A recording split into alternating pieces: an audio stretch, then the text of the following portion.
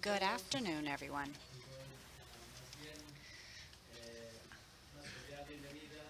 I'm happy to welcome you to this side event to the high-level conference on illegal wildlife trade in the Americas.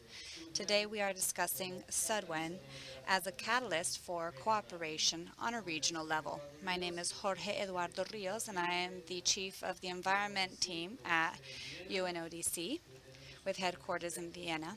And we have a panel of experts present today who are going to discuss what we call SUDWEN. And based on what we've heard this morning on the importance of strengthening, establishing, establishing and maintaining cooperation not only at a national level but also at a regional level, I believe that this event is of great importance. This is also a way to follow up on the Lima Declaration from 2009.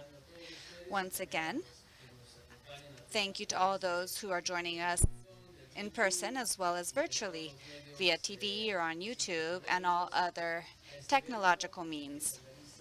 This event is organized by the UNODC and the Department of State of the United States, as well as cooperation with the IQUIC Partners, which is the International Consortium to Combat Crimes Against Wildlife. It's comprised of 5 international agencies. Well, I don't want to take up too much time so that I can hand the floor over to the experts. But before that, I'd like to say that via the Department of State, and I'm also representing the UNODC when I say that we're committed to working with the countries and member states of South America to support you in establishing this network, which we believe is of great importance. We're now going to begin this side event with an address from Mr. Alan Coe, the Director of Border Affairs from the UNODC, with headquarters in Vienna. The floor is yours.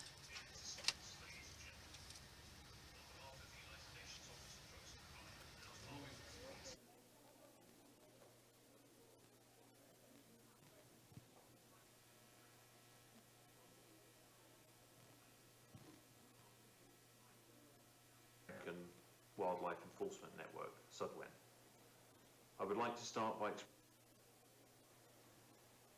Dear participants, ladies and gentlemen, on behalf of the United Nations Office on Drugs and Crime and our partners of the International Consortium on Combating Wildlife Crimes, IQUIC, the CITES Secretariat, Interpol, the World Customs Organization and the World Bank, I welcome you to this side event on the South American Wildlife Enforcement Network, SUDWEN. I would like to start by expressing our gratitude for the continued commitment and support demonstrated by Member States in South America to support SUDWEN. Today's high-level conference is of vital importance to address the illegal trade in wildlife as one of the existential threats that the biodiversity faces in this part of the planet. It is also an excellent opportunity to establish and renew alliances amongst countries of the Americas to prevent the illegal exploitation of wildlife, as well as to coordinate efforts to dismantle criminal syndicates that poach and traffic wildlife. Crimes that affect the environment, including wildlife crimes, are serious and organised and often transnational in nature, yielding significant amounts of profit which are reinvested into other crimes. These crimes not only have far-reaching consequences, undermining the development and stability, threatening biodiversity and contributing to climate change, they also affect all countries and regions, whether as origin, transit or destination countries. Considering its richness of biodiversity, South America is certainly no exception. Criminals operate through organised networks and have vast resources.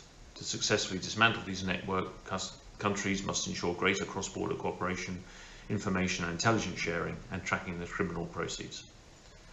Despite considerable efforts to combat wildlife crime, it remains a global problem and cannot be addressed without effective national, regional and international cooperation.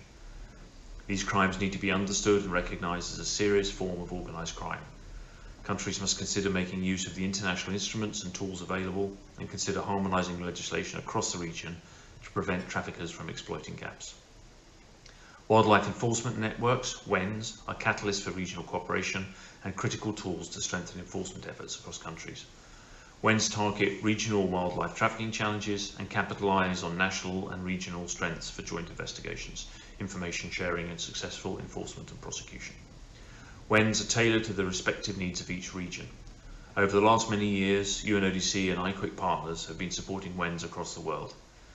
In South America, UNODC and IQUIC, through the generous support of the US government, are supporting countries in their efforts to operationalise SUDWEN.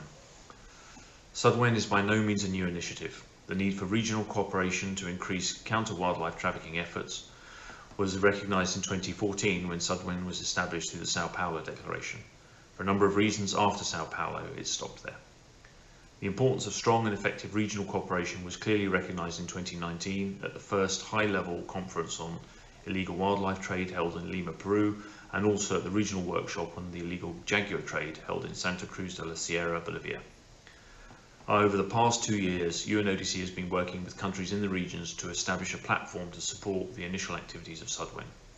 At the regional SUDWEN meeting that took place in December last year, more than 60 participants represented the national prosecution offices, the police, CITES, management authorities, and customs from 11 South American countries, and they came together over a 3-week period to share achievements and challenges in addressing wildlife crime and to discuss ways to strengthen the network.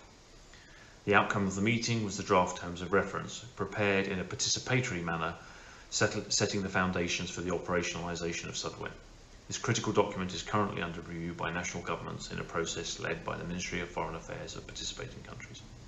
UNODC is supporting this review process, and it is our hope that in the course of this year an agreement will be reached on a consensus document to be signed by participating SUDWEN countries, representing a milestone for regional cooperation in the field of wildlife enforcement in South America. Initial leadership of SUDWEN is of utmost importance, and as such, countries have been invited to express interest in taking the chairmanship role to lead the network for the first 2 years after the adoption of the terms of reference. Although UNODC and IQIC will continue to support SUDWEN, it can only be as strong as the country's commitment to strengthen regional cooperation. This is ultimately a country-led process. Thank you. Gracias, Alan. Y ahora tengo el placer de ceder la palabra a la doctora Rowena Watson, quien es la jefa de la División de Conservación de la Vida Silvestre y la Lucha contra el Tráfico de Vida Silvestre del Departamento de Estado de los Estados Unidos. La palabra es tuya. Can you hear me okay? I think I need the upgrade. I'm pleased to see all of you here. I worked with many of you since I also was fortunate to attend the 2019 High-Level Conference of the Americas on Illegal Wildlife Trade in Lima. And I'm also pleased to be here on behalf of the United States to acknowledge and reflect on the progress that SUDWEN has made and to hear from you on priorities for what's next. Among other goals, the Lima Declaration calls for strengthening of cross-border enforcement networks to improve coordination, investigations, and prosecutions for wildlife crime. Cooperation of SUDWEN countries not only helps advance shared goals for successful law enforcement and prosecution procedures, but also goals for biodiversity conservation and ensuring that nature is conserved and its benefits continue over the long term. I think we've heard a lot about nature conservation and biodiversity this morning at the rest of the conference, and certainly the SUDWEN network ties perfectly into these goals. The U.S. takes a whole-of-government approach to combating wildlife trafficking by working to strengthen law enforcement, reduce demand for illegal wildlife products, and build international cooperation to combat wildlife trafficking. No country can stop wildlife trafficking alone. That's one of the many reasons why the U.S. provides well over $100 million a year in foreign assistance to work with our partners and help countries combat wildlife crime. Being a leader in combating wildlife trafficking and working with all of you is something that the U.S. is very proud of, and it's one of our continued priorities, not only on the environmental fronts, but also for crime fronts. We continue to support your efforts to strengthen SUDWEN, including through our law enforcement attachés in U.S. embassies in Lima and Brasilia. These are agents that specialize in wildlife crime, and they're there to support the entire region, actually, not just Brazil and Peru. We're also working with our partners in USAID and many NGOs, many of whom I even see in this room, on efforts to combat nature crimes, including wildlife and timber trafficking and illegal mining, and those problems throughout South America, and how the convergence of those crimes is something that we all need to be aware of and tackle together. At the State Department, the OES Bureau is glad to have provided direct support to the SUDWEN meeting, including that first virtual meeting that we just had this past November, thanks to the great work that UNODC did.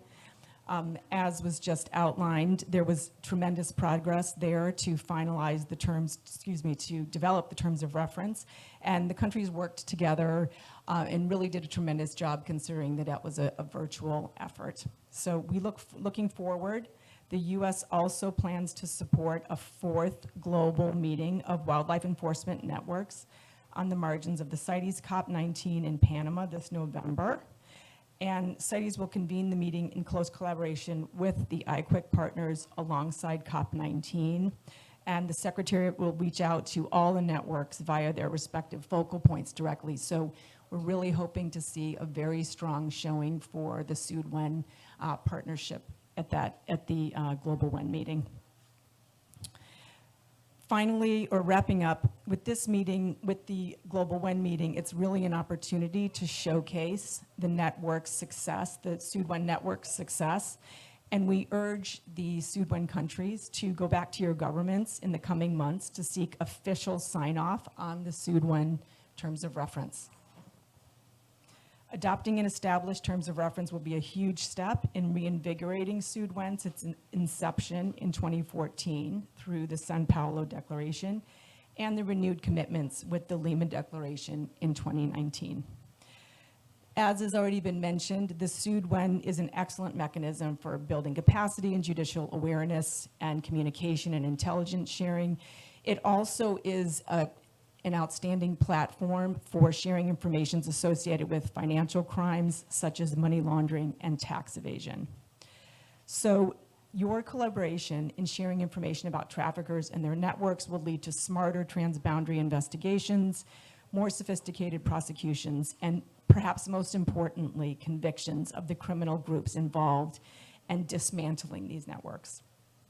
Lastly, I want to thank the UNODC, as always, for your excellent work for SUD-WEN and as part of the IQIC partnership, and all of your work these past several years to help make SUD-WEN enjoy so much progress, and especially to the countries and the representatives of SUD-WEN. Thank you, and I look forward to the rest of the panel. Muchas gracias, Rowena.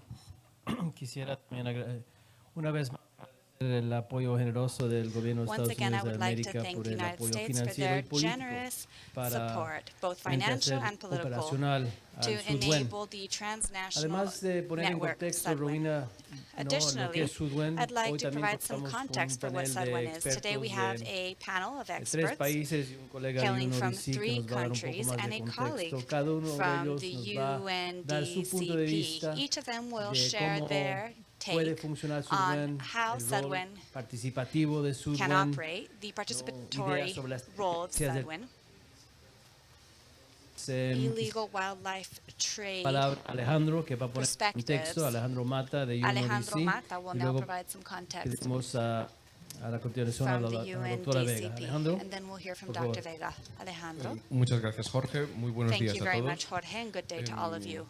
Vamos a ver si funciona. Let's see if it works. Esto le da- Ahí. No. La anterior presentación, por favor. The previous presentation, please. Esta. Sí, muy bien.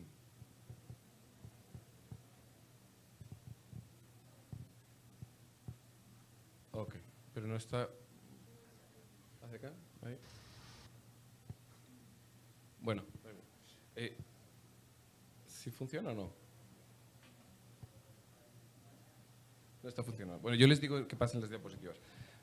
Muy buenos días a todos y es un placer Good morning, everyone. para mí estar aquí con It's todos a pleasure ustedes. for me to be here En mi today. presentación les voy a hablar del marco My general y los presentation antecedentes will de SUD-WEN, address the general así como la framework situación actual y los behind pasos SUD-WEN, as a well as the seguir current situation para and fortalecer next la steps red in order to y su strengthen puesta our en marcha. network, Siguiente as slide, well por as favor. its SUD-WEN, implementation. como ya escuchamos en la SUD-WEN, apertura, as se we have estableció heard, en was septiembre del established in 2014 September a través de la 2014 Declaración de Sao via Paulo, the Sao Paulo con el objetivo Declaration, de with the aumentar y objective mejorar of los increasing and esfuerzos de improving lucha the contra el efforts tráfico de made vida to combat silvestre en América del Sur.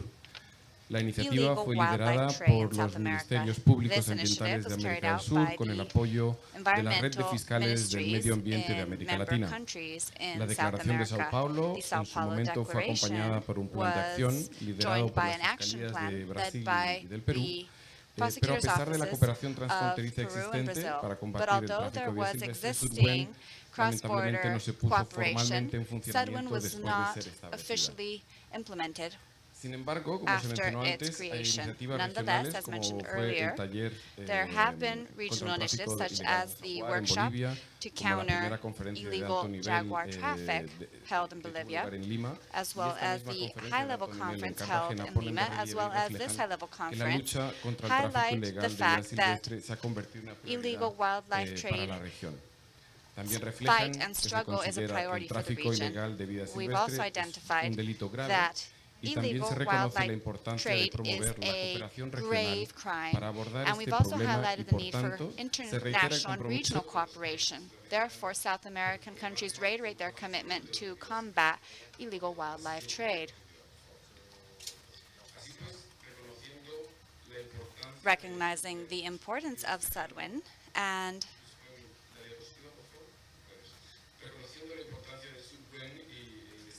highlighting the fact that crimes against wildlife are increasing in scale and volume in the region. The cooperation among IQUIC organizations, as well as with the financial support of the government of the United States, in recent years, support has been given to the efforts made in member countries in order to revitalize Sedwin. The main objectives of the network are, among others, to consolidate an effective network to develop cooperation among agencies when implementing wildlife regulation as well as criminal justice, to encourage joint activities and operations, to promote the exchange of best practices and intelligence information and technical experience, to strengthen legal frameworks to combat illegal wildlife trade and its ties with criminal organizations in South America, as well as to support the efforts made to increase skills and training. As we said, Sedwin is focused on cooperation among entities responsible for law enforcement in South America. It's important to highlight that this network is led by member countries in the region. We are here to support member countries in this effort to implement the network and its objectives. Thus far, a series of virtual meetings have been held to provide a platform for the initial activities of the network and the debates on the trends and traffic patterns in the region. At a technical level, the countries in the region have filled out a questionnaire in order to have a general view on the key aspects of the member countries of SUDWEN. IQUIC has also developed guidelines of the WEN, which are useful for self-evaluation as well as to help us establish a new network or to strengthen an existing network. As mentioned earlier, at the end of last year, the first regional level was held on a regional level given the pandemic situation, where focal points were designated among the pertinent authorities, prosecutors' offices, customs authorities, and others. And over a 3-week period, more than 60 experts met, which was useful to exchange perspectives and experiences on how Sedwin could be incorporated and to provide the necessary structure for this network to be strengthened and implemented. By establishing these foundations for its operation based on the IQUIC guidelines, a draft was prepared in a participatory fashion, and this draft is currently being reviewed by member countries. This document has been shared with all Foreign Affairs offices to be assessed at a national level and be able to receive the input required to finalize this document. We are supporting this process at the UNDCP, and we hope to carry out the necessary steps in the coming months to facilitate an agreement, a signed agreement, on the text and to have an agreed-upon document that must be agreed upon and signed by participating countries. The initial leadership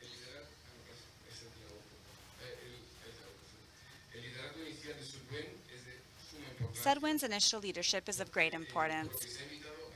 Therefore, we have invited member countries to express their interest in taking on the role of presidents of the network to lead this network according to the terms of reference. Although the UNDCP and other partners of IQIP will continue supporting this important initiative, SUDWIN will be as strong as the commitment of the member countries to strengthen regional cooperation. Therefore, member countries' commitment is of vital importance in order for SUDWIN to be of use to the countries, for each country, as well as of use to the entire region. Finally, this is about a process led by countries to benefit the entire region. Thank you very much. Alejandro. Thank you, Alejandro. This is a South American network. How many countries are actively participating? Well, we have 11 countries. 11 countries, and we're missing a couple of some. Well, most of them are actually part of the network. Well, I think we need to carry out greater efforts to really have all countries as member countries. Yes, well, thank you, Alejandro. Now, I have the honor of requesting Flor de Maria Vega. She participated in the Sao Paulo meeting. She's an active member of the group which promoted the declaration of Sao Paulo in Sudwen. So, Mrs., please take the floor. Good afternoon, everyone. Thank you very much for inviting me to participate in this panel. Now, I will speak from the prosecutor's standpoint. I'm a representative in my country as a member, as an official of the public minister. I am a national coordinator of the specialized prosecutor's offices in environmental affairs, and that's how my linkage with the synergy of what is happening in Peru comes from, and that's the standpoint from which I will speak.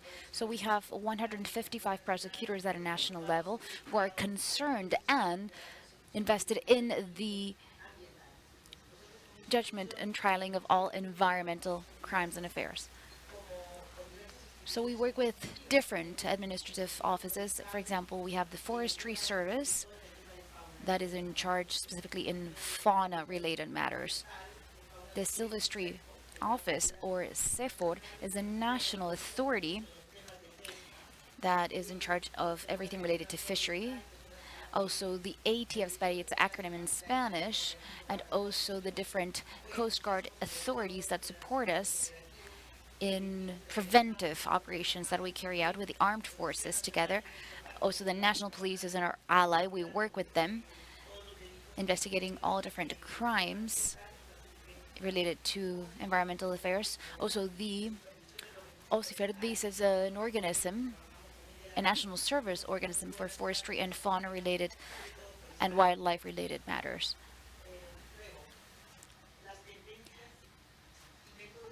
So we'll talk about first the trends and methods detected in wildlife illegal trade. We've detected different modalities of illegal trade of wildlife, not only of alive species, but also already dead individuals of these species, as well as, for example, sales of its meat, flesh, and fat. The modus operandi that we've detected in the different meetings we've held is that these illegal trade parties have a frequent use of, for example, barriers. And what we're seeing now is for example, people that travel to different locations in Peru or even other countries of South America, and they basically collect the animals that will be later illegally traded. We're strongly working, for example, in everything related illegal wildlife trade through the internet. We've had a very effective case where we've been able to rescue a manatee that was being offered in sales through the internet. And so prosecutors are following up on these different cases. Also, for example, postal service dispatching of these wildlife species, especially for seahorses. Some time ago, actually, we carried out 2 successful operations on seahorses, and we achieved capturing people who had over 5,000 kilos. Each seahorse weighs less than 1 kilo, right? So imagine the amount of individuals of this species that were collected and illegally traded. Obviously, some of these illegal actors are knowing how we're acting, and now they're being sent by the Postal Service. And basically, prosecutors, together with the administrative authorities, to be able to detect these type of traffic, have widened the scope of what they're looking at because of these modus operandi. For example, they are masking these illegal wildlife trade through the Postal Service, saying that they are being gifts given to their family members. But we're seeing that rare species of spiders, for example, are being illegally traded. For example, we also see other frequent cases in Peru, for example, with Ana, whom we work hand in hand, regarding sharks. So these are declared as endangered sharks, but for example, we have the problem of shark fins being also illegally traded. We have over 28 tons of shark fins that have been traded in the last few years. These, in a 5-year span, we're talking about a great increase of shark fins being illegally traded. Also, the passaging through non-authorized passages or paths. We were just talking with some colleagues in Ecuador, and we have a problem together between these two countries, well, to actually traffic or transit these shark fins that actually we actually had talked about this topic with a congressperson who came to this encounter as well. They actually go through 30 different location points from the Sierra of Peru. And shark fins, for example, in this case, are being transported. And at the coasts, we are prosecuting them. And we've been so successful that obviously these illegal actors are looking for other pathways. Our borders are certainly very permeable for these illegal events and actions. Now, destination countries are, for example, in the continent of Europe, through information, we've held different meetings with people from Pacto, and you, of course, from the UNDCP and different encounters we've had. We know the destination of our illegally wildlife trade, and that the destinations are, for example, the Netherlands, Belgium, Austria, Switzerland, Spain, France, and Germany, as well as China and Japan in Asia, as well as Thailand and Singapore, among others. Korea is also a quite appealing destination. In Latin America, we have the same problem that we share amongst the countries of Ecuador, Colombia, and Bolivia. However, and Peru, of course, however, our species are also trespassing the borders of these different Latin American countries. Now, in our countries, I would say that Loreto and Pujalpa are the locations in Peru where we have most diverse wildlife.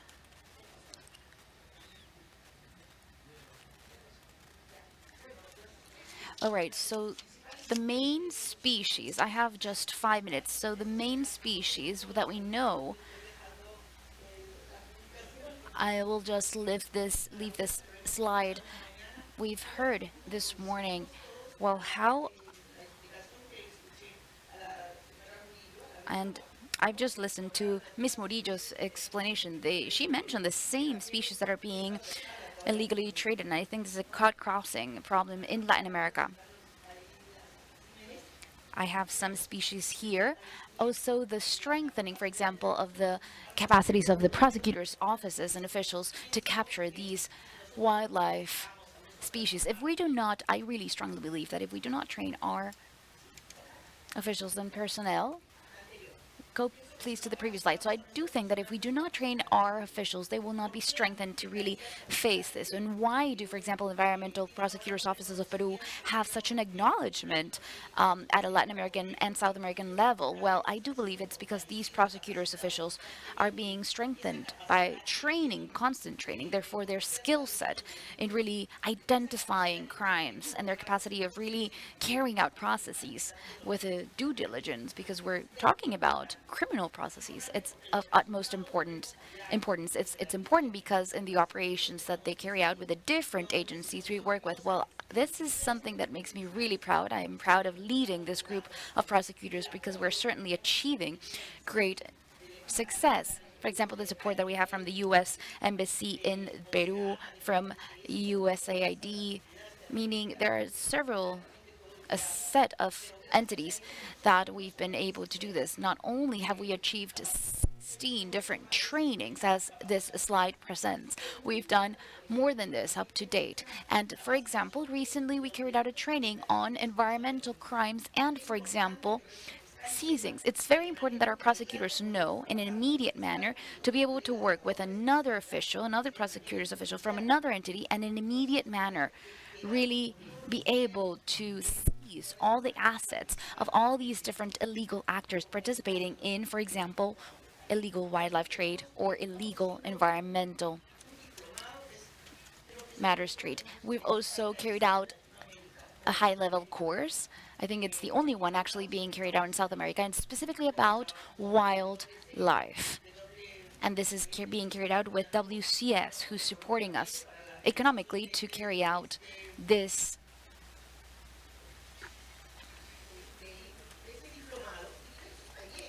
specific high-level course.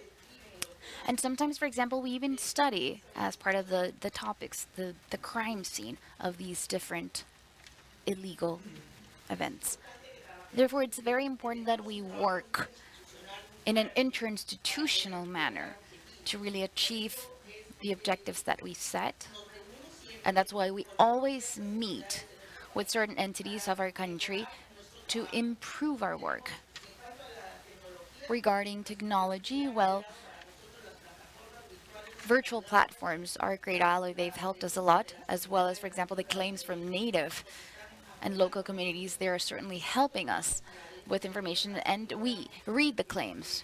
We receive the claims, and with these claims, we carry out our investigations with great success. So what are our main challenges? The main challenge in Peru specifically is how to incorporate wildlife illegal trade crimes in a law or a bill or an act against organized crime. We have great support within our Congress right now, and this bill has been approved in one area. We're currently learning that the judicial or the justice area needs to approve this. For example, we have a congressperson, the promoter of this bill, and we're quite delighted because surely in less than a month we will have a positive result, meaning an approval of this bill. And why do we believe it's very important for this bill to be approved?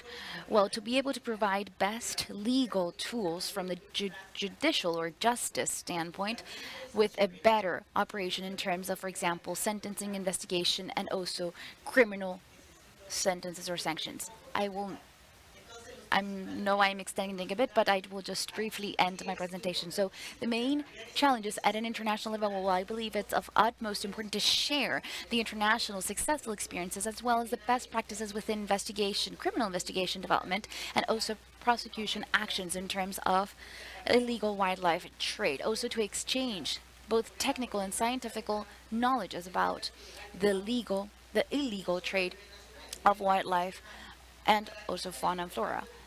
Also to guarantee the exchange of, for example, intelligence information. We're currently developing financial investigation techniques that allow us to, for example, analyze the financial flows and transactions of these illegal organizations. That's why it's very important that we work with other prosecutors' offices in other countries in terms of, for example, asset seizure, as well as fighting against crime. Now I'd like to talk about the importance of SUDWIN for the environmental prosecution function. Now I will just briefly read the summary of this slide, and I think it's very clear as well. So the crimes against wildlife in Peru and South America constitute the greatest percentage of, for example, transnational criminal organization, and the responsible actors take advantage of the deficiencies of our national justice systems as well as public management system to evade administrative, criminal and civil sanctions. I want to just point out that in Peru we're currently working on a binational topic with one of our country members as a host country, and we're doing a quite strong work, and we will carry out an operation such as the one we've carried out from in the Amazon region, but only regarding fauna related topics. Following slide. Following, please. Okay, so what does SUDWAY represent? Well, for us, SUDWAY represents a platform to enable collaboration and communication within the region, and it will continue contributing to the exchange of information. We are very pleased to be able to participate in this meeting, and we want to thank the North American government through the UNDCP, which this is because we really wanted to participate actively in a network like this for the Sudwen and see how Sudwen is currently working, not only in South America, but others in other Central American countries. So we want to thank this support that we're receiving since some years ago. And the public ministry of the Peruvian state, specifically from my office, from the coordination of wildlife trade matters, I applaud the fact that Sudwen will continue to support this international cooperation. And the ministry wants to support and lead whenever it is necessary through our work so that Sudwen can fully work.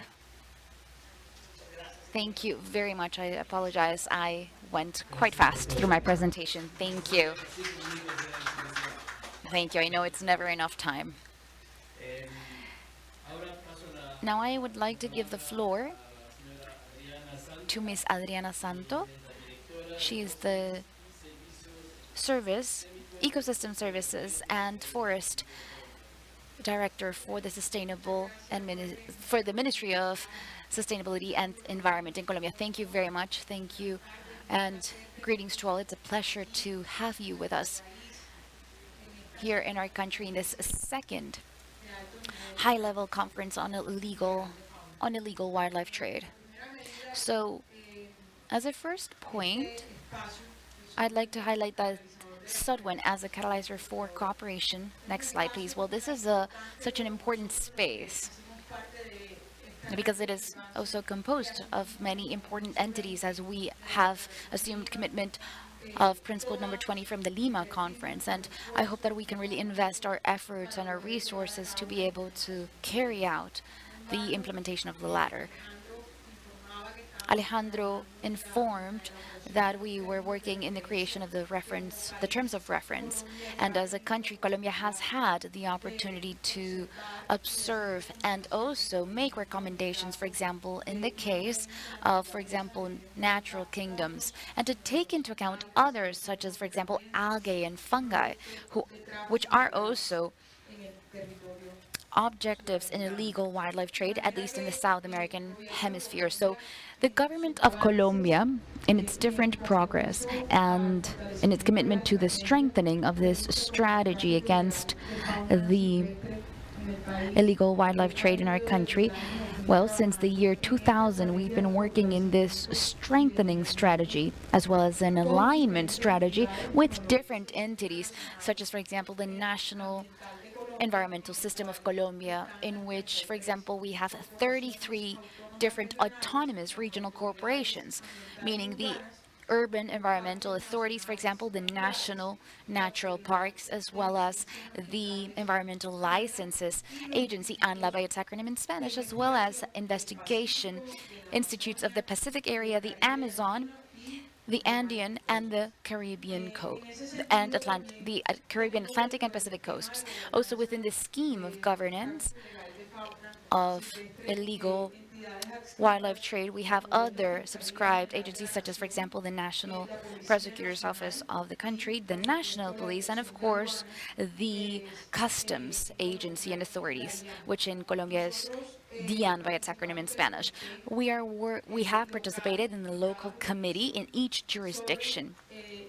And we've talked about illegal wildlife trade. And in the year 2020, we reached 18,000 seizings of wildlife species, as well as 82,000 of flora individual species. So this, without a doubt, within, for example, endangered species that are declared as endangered by the UNODC, and which are within the CITES Convention as well. So the CITES Convention as well. Well, this scourge has obviously affected different communities, and this is not only tied to the economic possibility of livelihoods for many communities, but also, for example, effects on illegal or tied to illegal mining or other illegal activities. And the UN DCP, without a doubt, has helped us in this monitoring activities from the Convention of Lima. And within the challenges we have ahead, we need to start also working much more connected within countries. Well, this crime has been evident in some years, but since the Act 2102 from year 2021, this bill, what we did through this bill is to have a specific article on fauna illegal trade. We have had over 23,000 people who have been detained or captured under this crime. And we have age ranges between, sanctions of a minimum of 100 legal minimum wages in Colombia. So I think that all these are positive advances because we see that we have over 23 billion US dollars involved in these illegal activities. This is information from the National Police. And following to this, we've identified a need of strengthening public policy, not only in the traceability networks or systems for fauna and their different mechanisms and instruments, but also through the information system. We have over 50 entities in the national territory as the ones I have mentioned, and we have an issue of Act 2153, and this is an act related to traceability monitoring of each fauna individual that is being illegally traded in the country, and this activity will of course allow us to identify this illegal wildlife trade. Currently it is done in a manual manner. However, we really want to achieve a more technological fashion with which to do this. Following slide, please. So we've seen through the social problem that, for example, in Córdoba department, this is a sector that is very close to a national park, and what we've seen is that communities are very much indoctrinated by illegal armed groups, not only for illicit or illegal activities, but also, for example, for fauna illegal trade. For example, these species, these individuals are literally enclosed in envelopes and sent through the postal service. We have quite an effort done. Sorry, we have a special species. This is the specific species of bear, which is endangered, a sloth bear to be specific, and this sloth bear is quite illegally traded. So what we've seen is a clear need to strengthen ourselves, and we definitely see in Susquiano a catalyzer and a certain type of bridge so that we can, with other countries, really exchange these different actions that are necessary and also determine actions due to illegal trade. Actually, next week, the country will have more control operations in the roads, in, for example, species such as the Icotea turtle, quite appealing, especially for the holiday of Easter in our country. And we're carrying out campaigns to raise awareness on this topic. However, we do see the need of implementing, for example, this act on environmental crimes, and these type of operations have been carried out in the different territories. Finally, I want to highlight what the Ministry of Environment and the different entities have worked on, which are control operations in the roads, as well as campaigns for environmental raising of awareness. We believe that as part of these terms that hopefully can be finally drafted in a document, well, we need to really carry out raising awareness campaigns, and I think something that the pandemic has taught us and that can help us strengthen is to have these campaigns done in real time. And of course, in Colombia, with our environmental national school, called Savia by its name in Spanish, we have progressed in these raising of awareness within communities, within students, so that can we really highlight the importance of protecting fauna and flora. As part of this, I want to also highlight the different commitments that we've subscribed to. With, for example, we've also worked on environmental corridors. With WCS, we've worked on the environmental corridors as well with the Pantera Foundation, specifically on the recovery of the Onca panther. Without a doubt, this is a species that is not only endangered, but is part of one of the commitments that we've subscribed to from the Lima Convention from 2021. So, of course, we really wish that we can advance on this specifically. Following slide, please. And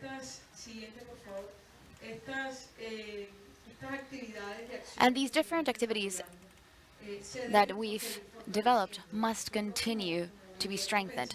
We as government think that this cannot be tasks assigned to this government or previous ones. These tasks must be cut-crossing to all the different actions, portfolios, and agencies associated to this topic in the country for the preservation of these flora, fauna, and wildlife in the country. But in terms of illegal wildlife trade, we need to continue strengthening this governance that I think this act or bill on environmental crimes definitely supports. However, we need to continue developing different decrees and work with different entities. Therefore, SUDWIN for us is of utmost importance, and we're very much looking forward to signing this document and to support each other in this cooperation, since they've helped us in at least 50% of our territory, not only in terms of fighting illegal wildlife trade, but also in regards to conservation efforts that are aimed at protecting the different fauna species, and also carrying out these campaigns that I've mentioned about environmental awareness raising in, for example, the specific Chocó geographical territory, as well as the Colombian Amazon as important areas. Thank you very much. Thank you, Adriana. We're also very much looking forward to country signing and ratify the terms of references. Now I'd like to give the floor to Alejandro Maquielo. He needs no introduction because we've seen him in the plenary session. The great thing about being the last one is that we can just adhere to what was said in previous presentations. I'd like to thank you for the invitation to be here today. We are very grateful for the SUDWIN network. Perhaps the objective of the network is interregional activity and cooperation among countries in the region, but I must say that internally it's also been extremely useful. We've supported each other when drafting the terms of reference, and this has allowed us to streamline cooperation among customs authorities, law enforcement, etc. So it has been extremely useful. Even the exercise of drafting the terms of reference to be able to improve internal relations and accelerate them. As we explained earlier, in 2020, the Brigade for Environmental Control was created, and the idea was to channel through this agency all activities while respecting the other authorities, but centralizing it at a federal level. Traffic is mostly by land, trucks and vehicles, also by plane, as well as maritime train. This here has a lot to do with the work of the SUDWIN network. Oftentimes there was traffic by forging documents, and by not having people who were fully trained at the customs authority, they could present a different type of form at the customs authority. So by looking into it, we found that it was a matter of traffic. They were substituting the samples or the animals that were being declared. This has happened to us with reptiles and other animals. This is when they closed one of the largest zoos in our country, one of the most important ones. Here we find are pictures such as the one below, where we'd see that they were hunting large felines in Argentina, exotic animals. So we had to work legally, where we see that people have come to Argentina to hunt these animals. So we've been working internally on this, and it's important that we work with the network to counter this, because this trophy is something that will not be able to exit Argentina by any legal channel, but it will be leaving Argentina, and that's why the region needs to work in a coordinated fashion. Okay, this is the creation of the sanctuary and the national network, because the next problem that arises has to do with when we find these feline nurseries. What will we do with these animals that have been found? These are exotic animals, and they will not be able to be reintroduced to our country. So by this network, what we're looking to do with the various jurisdictions is to provide financial assistance in order to care for the animals that have been rescued. These are strategies that have come to light recently, prohibiting the export of trophy wildlife animals and their traffic among jurisdictions. This is something that's with a legal aspect, but just for you to better understand. Argentina has a federal system. Therefore, the national resources belong to the jurisdictions. Therefore, the national government cannot prohibit an activity if that jurisdiction wishes to carry it out or authorize it. Today in Argentina, this is working. So what was forbidden at a national level is the export. If you want to allow hunting, it must be allowed only within your jurisdiction. So these are all of the activities that we have found.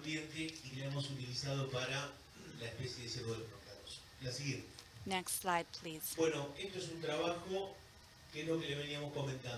This work has to do with what we mentioned, and it's about how we have been working in a coordinated fashion with the security forces as well as the prosecutors. Before, if there was some kind of a publication, the first thing that was done was to file a claim. All of this work, well, there are prosecutors that have specialized in environmental matters, but these kind of specific crimes might correspond to other kinds of prosecutors, so we continue working with the security forces on this. With this, I will close. This is a procedure that began as a narcotics procedure. They began to find that there were plants that had some active components, or mescaline. So how can they had started as a narcotics operation, but it ended up being something else. So thank you very much for your time.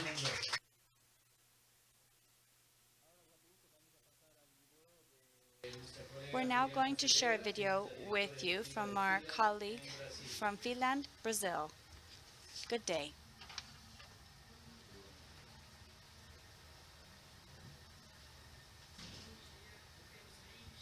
Razões pessoais, eu não pude estar pessoalmente com vocês aí, mas ainda assim é um prazer participar dessa importante discussão. Hoje eu vou falar rapidamente sobre como a sociedade civil pode apoiar as WANs. As WANs são redes de combate a crimes contra espécies silvestres. E o motivo pelo qual elas têm potencial para serem tão eficazes é o fato de elas terem sido estabelecidas especificamente para este fim, provendo um fórum para que países atuem conjuntamente em diferentes frentes contra o tráfico de espécies silvestres. As UNs institucionalizam redes que eram baseadas apenas em relações pessoais e motivação de servidores governamentais. Entretanto, essas redes informais, elas são tão voláteis quanto são as posições desses agentes, tornando-se, portanto, efêmeras.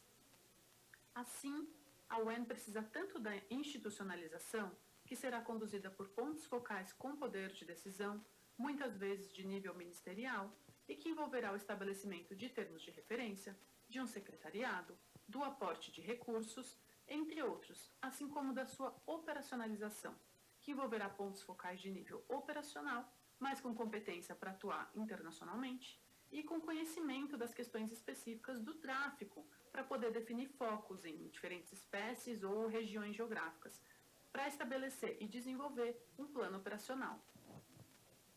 Portanto, na minha visão, os 3 pilares da UN são o pilar institucional, o pilar operacional e os recursos que permitem a existência de ambos.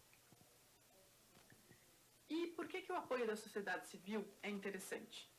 Os governos têm autoridade, competência e poder para atuar, mas a sociedade civil tem flexibilidade, inovação e expertise. Os criminosos são rápidos e criativos, e uma resposta de sucesso precisa superá-los.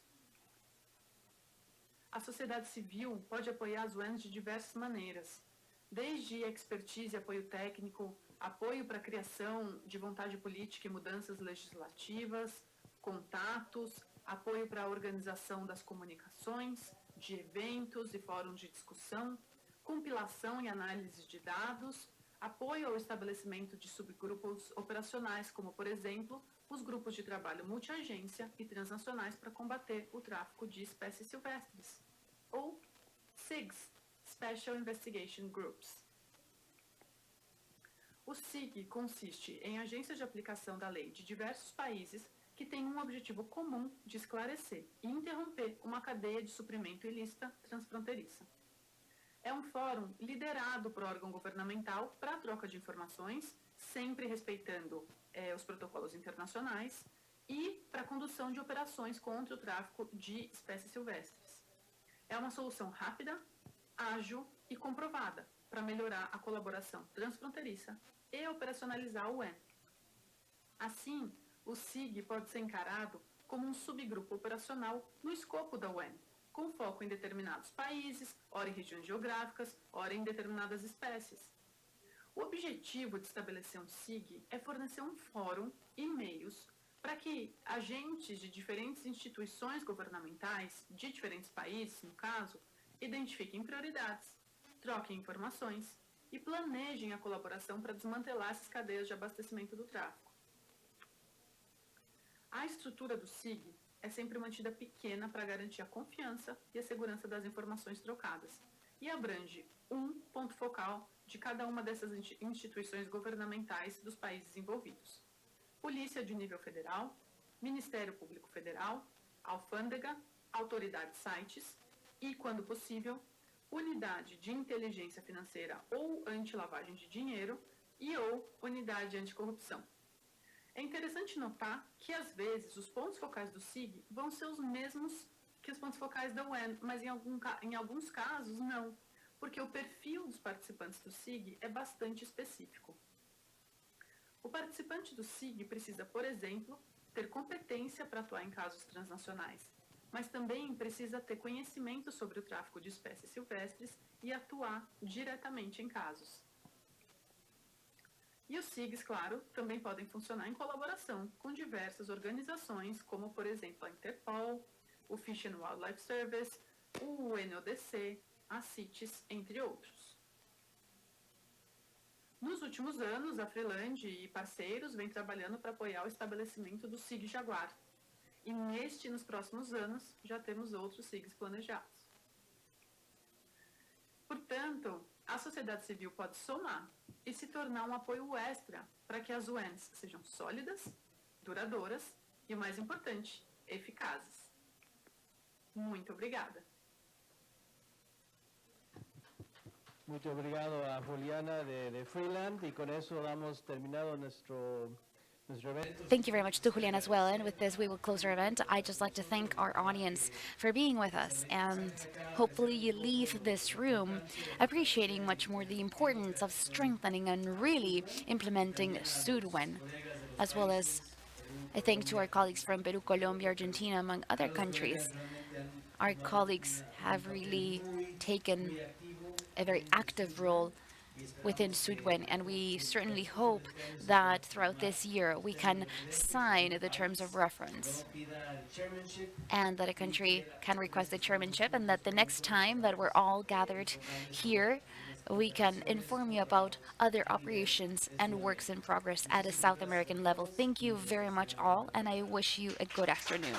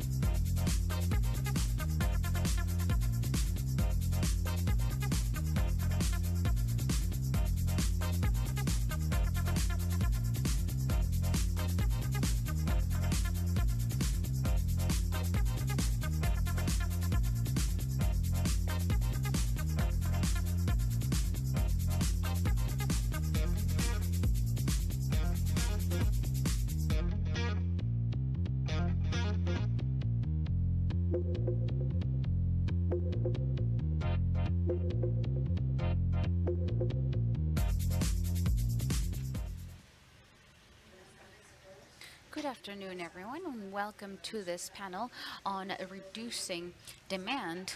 And thank you to all of you joining us through YouTube. We have very little time. However, I do think this is a very important panel that does need the presentation of these great projects led by our panelists. And I also think it's important for us to have a dialogue exchange. Our panelists will give a brief presentation and later we will ask questions. Also, if you have questions, you're welcome to ask them. So let's start. Illegal and non-sustainable illegal wildlife trade is an important threat for the survival of many species.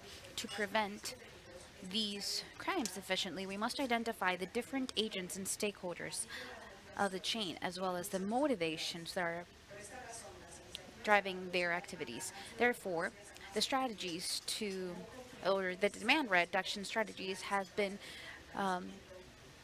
definitely taken into account as a central point, but specifically in terms of the compliance of law against treatment. This was part of the resolution of 17.4 of the CITES on demand reduction strategies, and this new resolution affirms that without complementary efforts to really drive these demand reduction strategies, the application of the law by itself may not be enough to really eliminate or delete this threat. It also highlights that demand reduction strategies can create a much more efficient behavior changes and must be really aimed or based on proofs, evidences specific for each species and each country. The main reason for illegal activity is demand and consumption.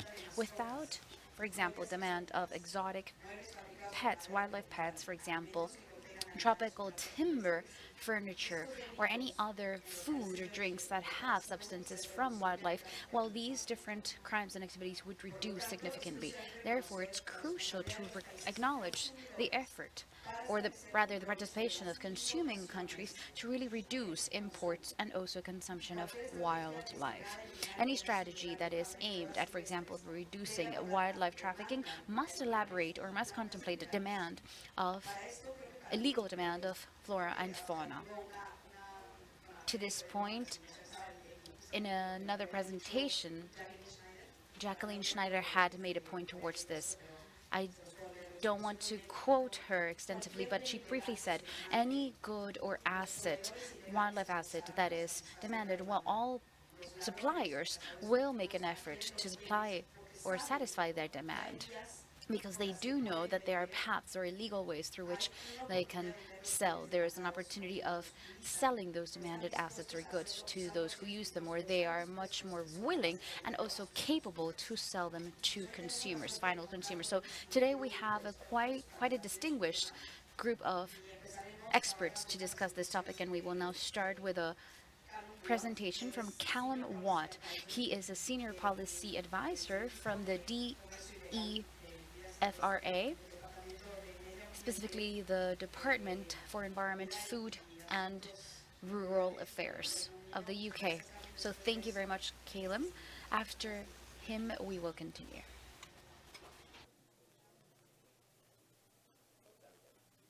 Recording in progress.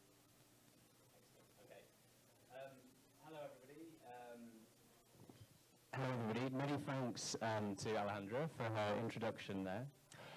I'm very happy to be with you here all today to introduce a new project that we are funding, that the UK government is funding in Latin America and the Caribbean, working in partnership with Traffic and CITES to pilot draft CITES demand reduction guidance in the region. I'm also joined by Gail Burgess, who is hopefully online. And she is the project lead at Traffic, and we'll be dialing in for the panel discussion as well later on. Next slide. So today I'm going to give you a bit of background on this new project that we're announcing, a quick overview of its aims and outputs, and then outline the next steps, including how you can get involved. So firstly, as a bit of background, to help parties develop demand reduction strategies under CITES Resolution 17.4, Traffic have developed draft CITES guidance on demand reduction. The guidance includes a 5-step process and benchmark criteria to enable non-specialists to design and implement effective demand reduction strategies. The draft guidance was well received at Standing Committee last month, who have now recommended that parties consider its formal adoption at CITES COP19 later this year. Given the global and varied nature of demand for IWT products, there is now a need to test the usability and relevance of this guidance within a regional context around the world, to continue its development and to support decision-making at COP19.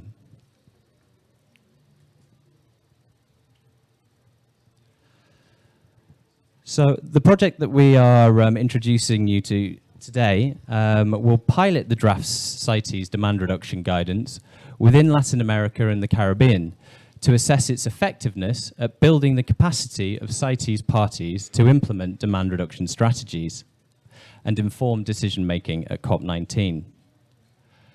The project outputs, you can see here, will be first to deliver a region-specific briefing paper and workshop for parties to support their understanding of the guidance. This will be delivered in local languages using local insights and case studies to illustrate the 5-step process covered in the guidance. Ultimately, it will test the guidance within a regional context. The second outputs is the design and implementation of a research protocol to identify species, consumer behavior, and an audience to target with demand reduction strategies in the region. This work will provide a case study for conducting the critical first step in the 5-step process outlined in the guidance, and will provide an evidence base for future demand reduction strategies in the region.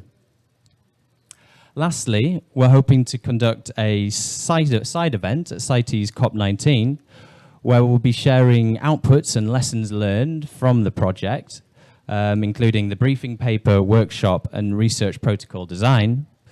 And this will help inform decision-making at COP19. So here's a rough outline of a rough timeline for delivery of the project. We're hoping to run the workshop itself in June or July, and we'll be contacting parties in the region directly with information on this shortly.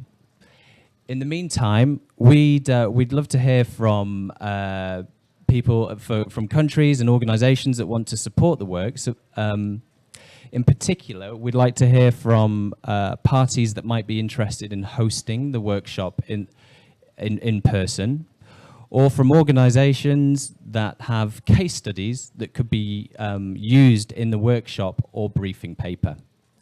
So if you'd like to get involved with the project, please reach out to myself or Gail. You've got our email addresses there. And that's my presentation for now. Thank you. Gracias. Gracias, Carmen. Tenemos a Gail.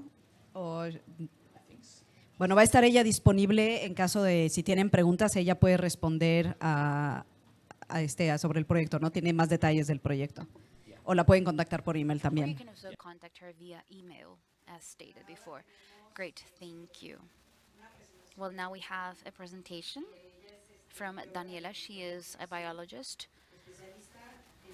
from conservation, and she's a specialist in renewable resources, and she's a coordinator in restoration for the Amazon Barbarensis project from the WG in Venezuela. Daniela will talk about the reduction and also demand reduction strategies of specific species that are endangered in Venezuela. Thank you very much, Alejandra, for your brief introduction. Colleagues, it's a pleasure for me to be here with you and to be able to approach you and talk to you about what we're doing from this NGO in Venezuela called Provita. In terms of the change of behavior, in terms of the demand reduction strategies for wild bird life in Venezuela.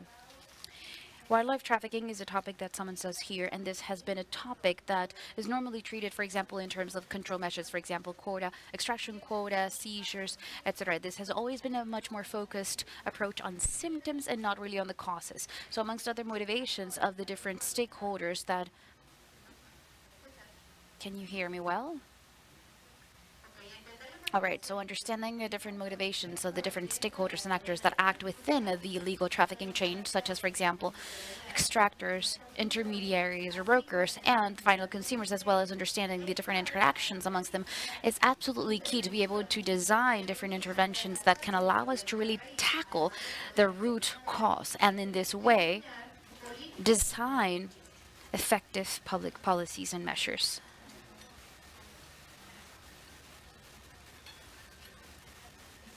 I apologize, the pointer isn't working.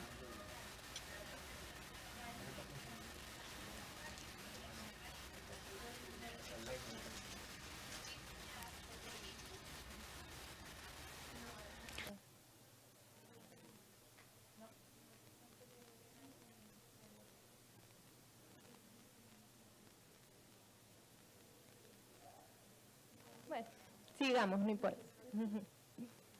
Entender estas motivaciones requieren además... Understanding these motivations really require multidisciplinary approaches beyond what we're used to with, for example, conservation traditional projects, such as, for example, education projects and also raising awareness projects. There are great examples about how to integrate, for example, sociology and psychology and communication concepts to really integrate them into conservation projects. I think there are great examples with large mammals, or for example with flagship species, for example tiger, rhinoceros, and tambourine in Asia and Africa, but very few examples have been developed in Latin America. Partially because access to resources such as, for example, lessons learned, tools, protocols, guidelines are quite limited by a language barrier. Most of these are published in English and are also quite dispersed. On the other hand, we have the case that these are quite difficult to integrate or adapt to the Latin American context. In our project, we've proposed as a general objective to increase the adoption of best practices in the design, implementation, and also in the evaluation of, for example, behavior change campaigns to be able to reduce and increase both the taxonomical scope as well as the geographical scope of these type of campaigns. We propose to do this through implementing behavioral change campaigns that are focused in reducing demand of certain species, specifically bird life of Venezuela, such as, for example, the Venezuela cardinalito or the cotorra cabeza marino. We also propose to create different guidelines and strategies and tools to monitor behavioral change campaigns that are adapted to the Latin American context.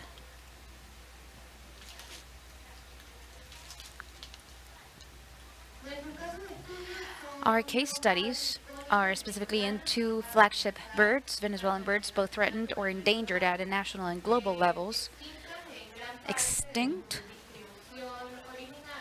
largely extinct, in comparison to its original distribution, such as the two species previously mentioned, but though both of these have different extraction methods. For example, the cardenalito bird has an extraction context that ranges from a high specialized trafficking that occurs in very exclusive niches. And in the case of the cotorrita bird, the general demand is specific in local communities, and they are trafficked to be used as pets. The demand in both cases has been achieved through different baseline studies that Provita NGO has carried out throughout the years. Now we are quite positioned to be able to incorporate this evidence and therefore design behavioral change campaigns that are adapted to the social, cultural, and behavioral context of the local communities with which and in which we are working in. So from the NGO Provita, we're quite convinced that preservation is a human act, believe that change is possible. We deeply wish to promote an alternative behavior to the demand of fauna and flora that can enable sustainable livelihoods in the communities that coexist with these species. We also believe in the potential of each person and individual to be part of the change, and that each individual action counts. We deeply believe that these changes will be positive both for wildlife fauna as well as for communities and audiences that are part of this change. We also believe in actions based on evidence. We promote the use of standards and protocols used in the most updated scientific information. We believe that the design, implementation, and monitoring of these different activities must be a transparent process, also scalable and also prone to evaluation. We believe as well in collaboration efforts. We believe to also create partnerships with different decision-making agencies, governments, and NGOs to share our experiences and exchange our best lessons learned on how to design, implement, and evaluate these campaigns to disincentivize or demotivate these behaviors on demand of these wildlife and fauna species. With these words, I'd like to close off with one of the quotes of our founders. He says, "Conservation works if we all contribute. Conservation can be a reality, and we can all contribute to caring for our planet." On behalf of our team, I want to thank you all. Muchas gracias, Daniela. Thank you very much, Daniela.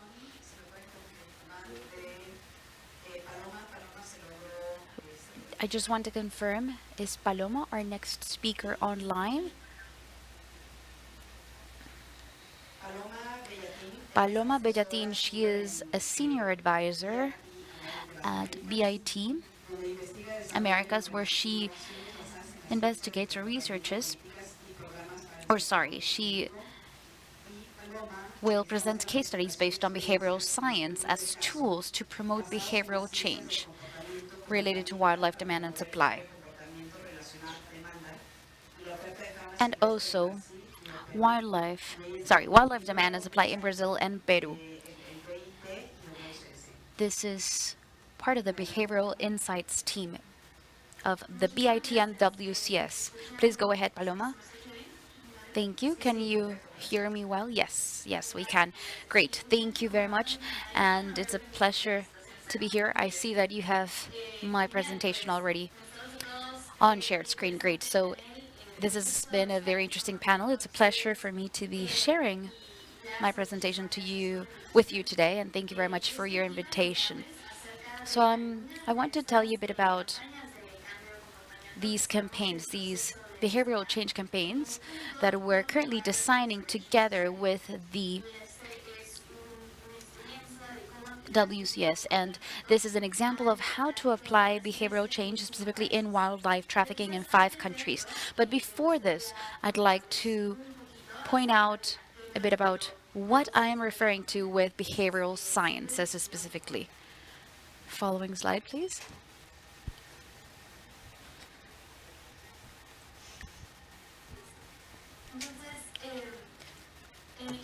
All right, so I'd like to start. I don't know if there are Peruvians in this room that perhaps recognize the case of Run Run. Run Run was a fox. He was a wild fox that was sold to a family in the outskirts of Lima as a pet, as a home pet. And neighbors realized that this was a wild animal, and the family was prosecuted by the authorities as they tried to take him to a safe spot.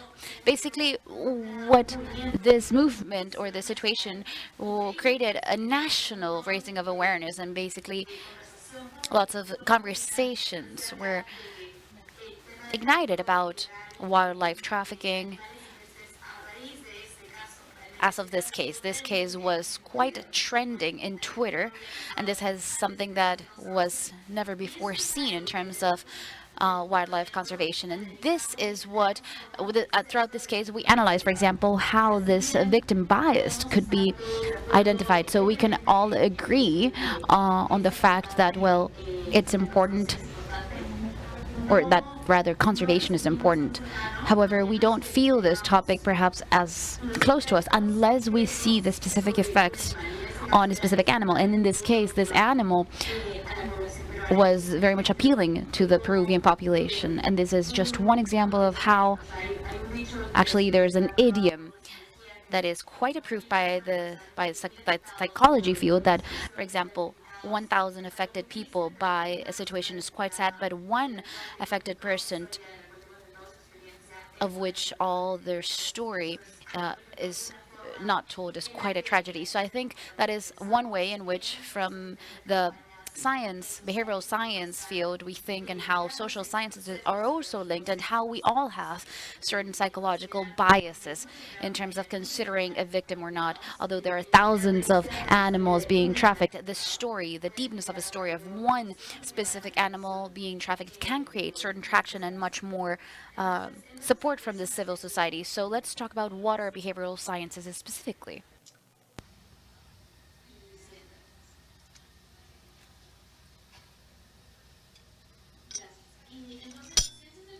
Thank you. So behavioral science is based on the fact that we have, well, our mind is divided into two parts. One part, which is a rapid system. It takes quick, impulsive decisions. It allows us to move around the world, and it helps us to decide whether or not we want an additional mug of coffee quickly. We can't stop to reflect on that.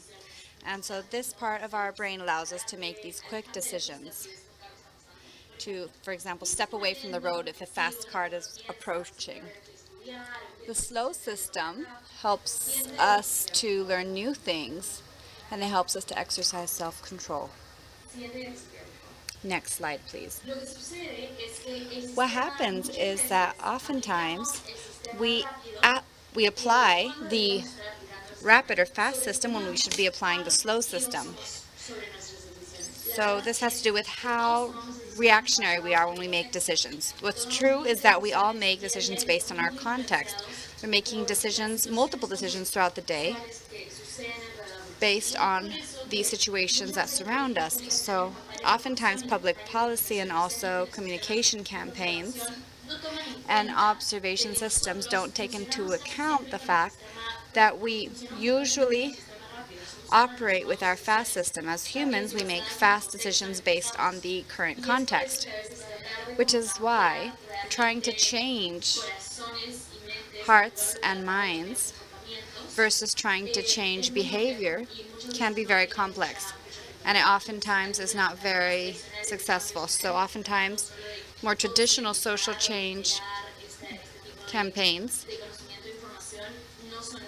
are not the most effective ones. Next slide, please. Do you also? We're working on emphasizing what we can do to change behavioral science, to change the behavior of those who purchase wildlife, taking into account the fact that we are not rational in our behavior. We will not always reflect on what we do before we do, but rather taking into account that we are impacted by what others do, what others think of us, or with what's easier at the moment, or the desire to do something at the moment. So taking these into account, we worked with qualitative data and conducted 5 case studies in the region. And with each of these, we're preparing ideas of solutions that can be implemented. So I'm going to briefly share with you some of these based on the framework we used for behavior change, which goes by BIT. Basically what it means is that if you want to have someone do something, You need to keep it simple, attractive, social, and timely. Here I'm going to explain what I mean by each of these. So let's start with the first, simple solutions. In Bolivia, for example, we have the problem of jaguar trafficking.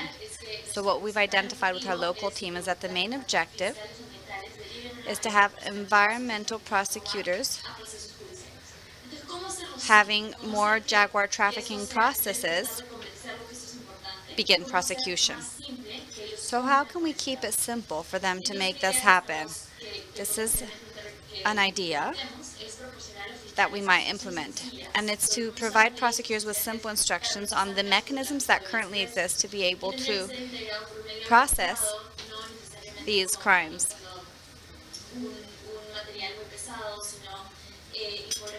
The idea is for this to be easy to digest. So infographics or other easy to digest information.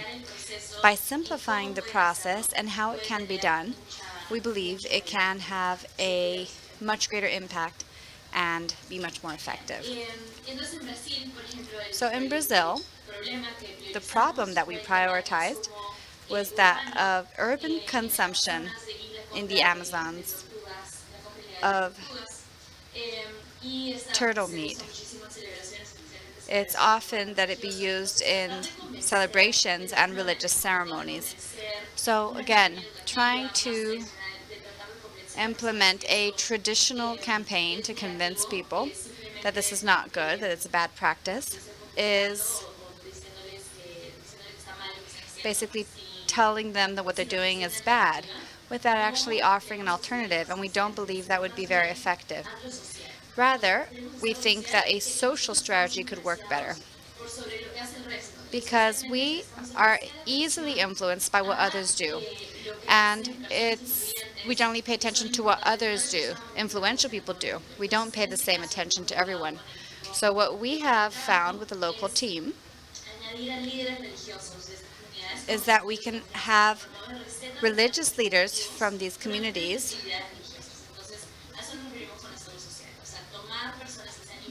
so we can take people that are influential within the community and have them contribute in providing alternatives to these dishes.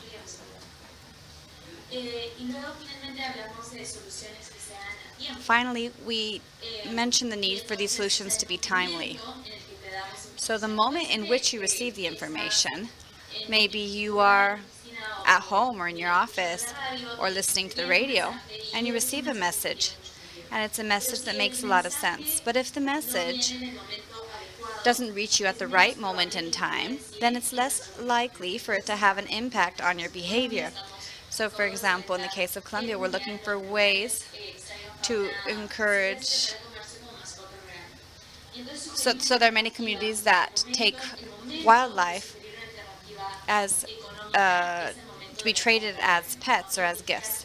So the idea is to identify which are the contact points, and in those points of contact, make sure that we have messages about alternatives that are cost-efficient, for example, in the specific points in time where these transactions oftentimes take place. So that's a key point. I believe there was one missing, which is for it to be attractive. Slide number 9. Slide number 9. Slide number 9 about attractive messages. A couple slides up. Maybe it looks like we can't find that slide, so if you don't mind just... Oh, there it is. Okay. Great. Thank you very much. Here the idea is when it comes to consumers, urban consumers, that purchase wildlife as pets. I just didn't want to skip this because we believe these are 4 key rules to be able to communicate. So something attractive. In Ecuador, what we have prioritized is having urban consumers, those who buy wildlife as pets, in order to have this message be more attractive for this audience, we can consider the prestige behind these messages and instead emphasize the cost associated over time. All the costs involved in caring for wildlife. So, for example, having a account with many different items and to have the big price tag for each item and then the total cost in red. So to really make it clear the cost associated to having one of these animals as a pet and having these very, very visible, large, in places where it's easy to find and specifically close to the places where these transactions occur. We believe this is a solution and it's one that we are considering. Sharing this information and making it be very attractive, easy to digest. So these are the 4 key points when it comes to communications to achieve social change. And I'm very happy to answer any questions that arise and to be involved in the panel. Thank you very much for your time and attention once again. Thank you very much. It was very interesting. So before you press mute, there are many authorities in our audience, various ministries. This could be very interesting for their campaigns. Is there a place where they can reach you, or do they download this information from a website? How can we reach you, not only via email, but if there's also like information to this, information that can be downloaded or reached online? More information on this method. Absolutely.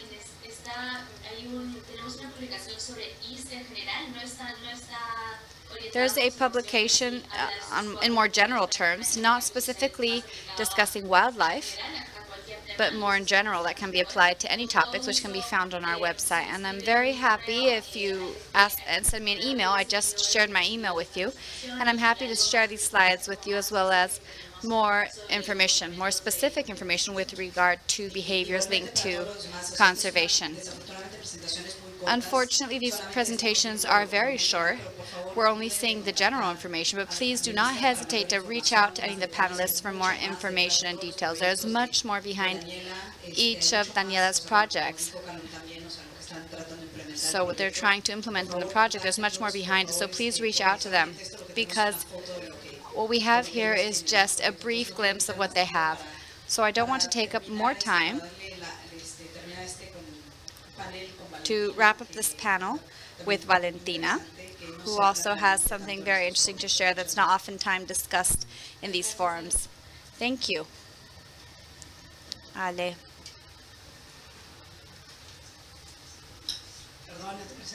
I'm sorry, I didn't introduce you. Valentina is the director of Universo Mola. It's an international movement for sustainable fashion in Latin America. She is a fashion designer and expert in sustainability applied to fashion. Valentina is going to discuss strategies for sustainability in the fashion sector.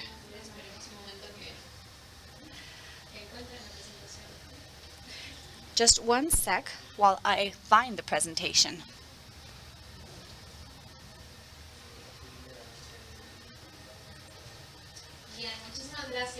Okay, thank you very much. It really is an honor to be here because this is a space for the fashion industry that we are not often given. So thank you so much. Lots of times we think fashion is superficial, Vogue magazines, etc. But the truth is that each and every one of you dress each and every day. Therefore, it is important. And that's why this industry is important. Well, very briefly, my name is Valentina Suarez. I'm a fashion designer, as Ale said. But the most important thing here is that I am a Latin America promoter. And this is important because we're speaking of biodiversity in Latin America. And the fact that we created Universo Mola has to do with feeling Latin America as a whole, as one entity.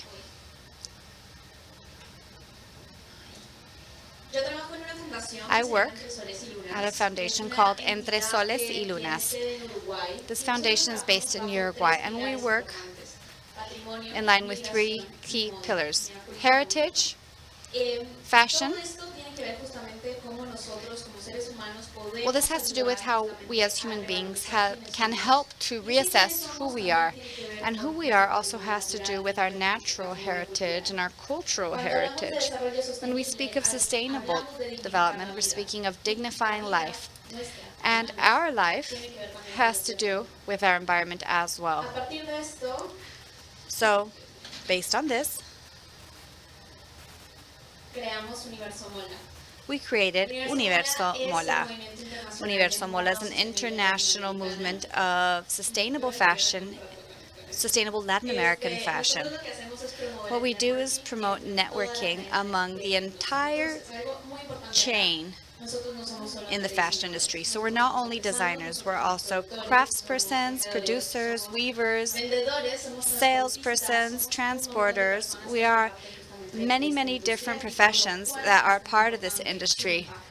And that's what makes their impact so significant. We are one of the industries that have the greatest, that most contaminate or pollute the planet, unfortunately. And our sector has an impact on many people, and this also makes this industry very important. We're looking to find alternatives for regenerative development. In other words, leaving everything better than the way we found it. Not only neutralizing our impact, in other words, tying, but instead to achieve better well-being for all those who are on this planet. Again, I repeat, we all wear clothes every single day, which is why it's so important. When we speak of traffic,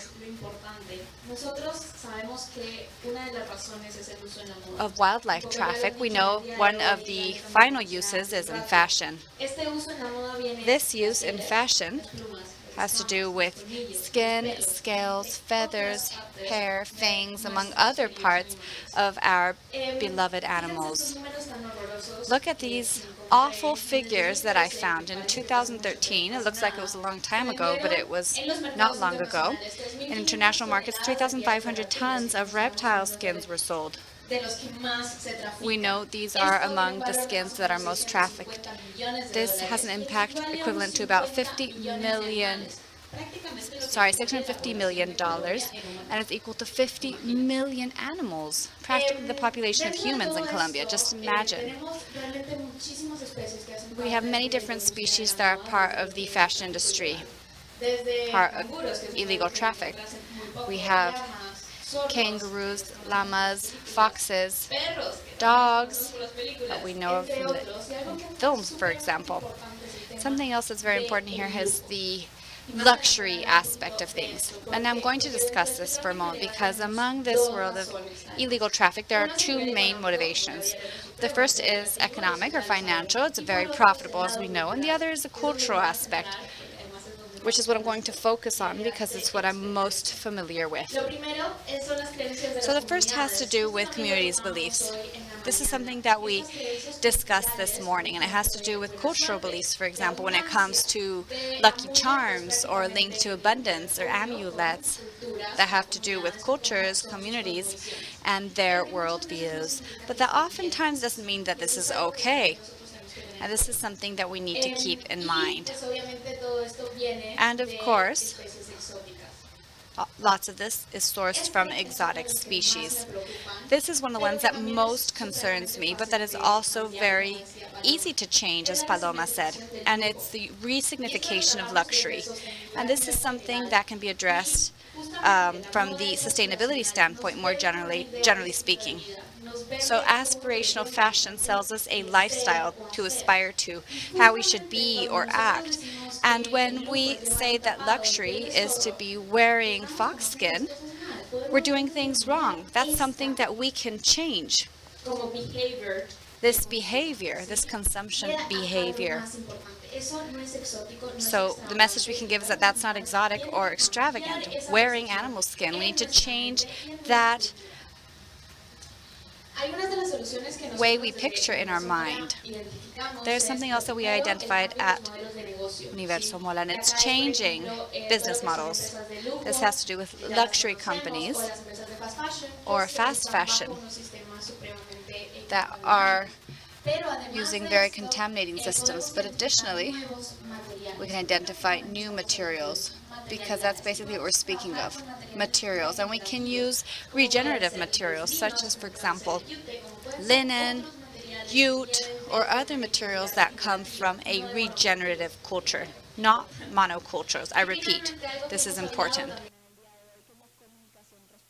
And something else we mentioned today, which is responsible communication, aspiring to a new form of luxury.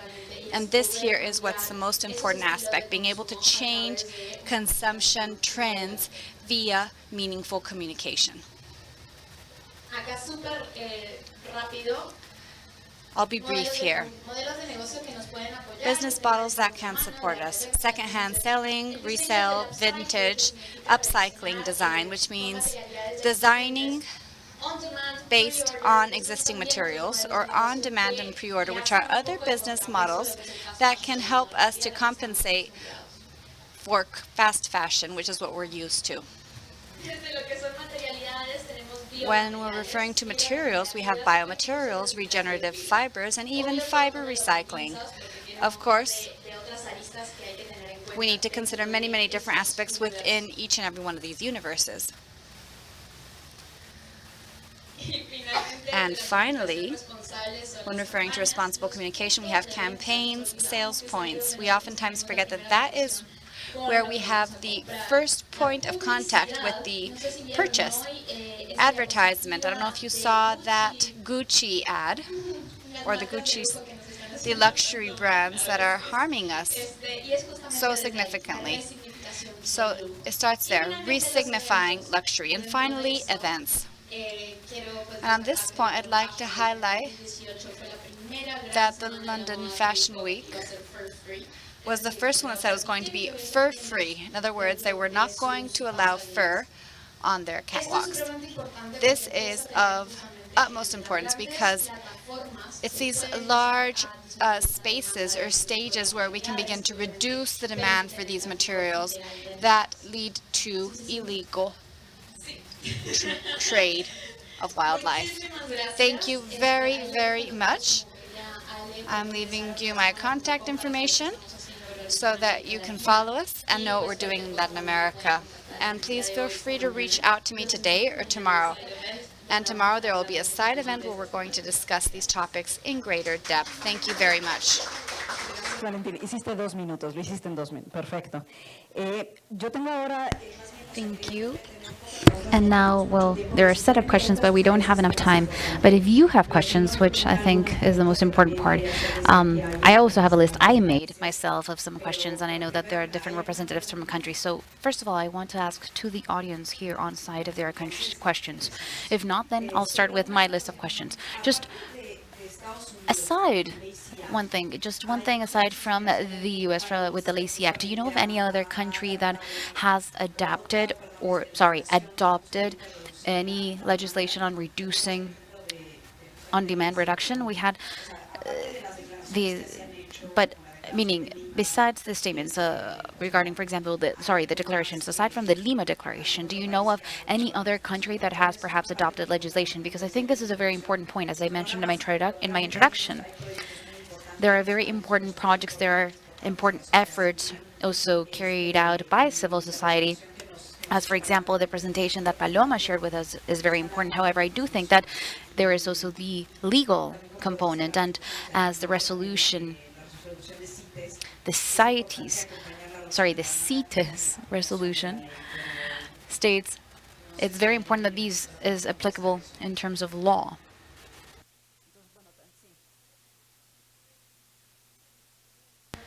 I apologize if there is no mic. I am not able to interpret.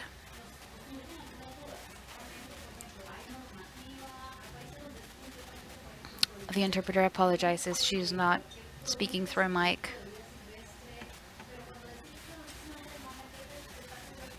So what are you referring to specifically with demand reduction? I apologize.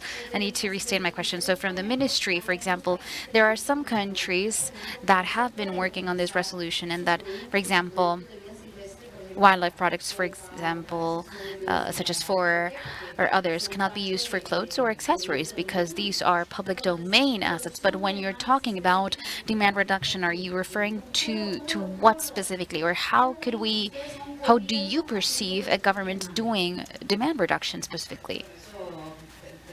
Well, we have panelists that can help us reply to this question. What we refer to with demand reduction, this is actually part of one of my questions. This is a demand reduction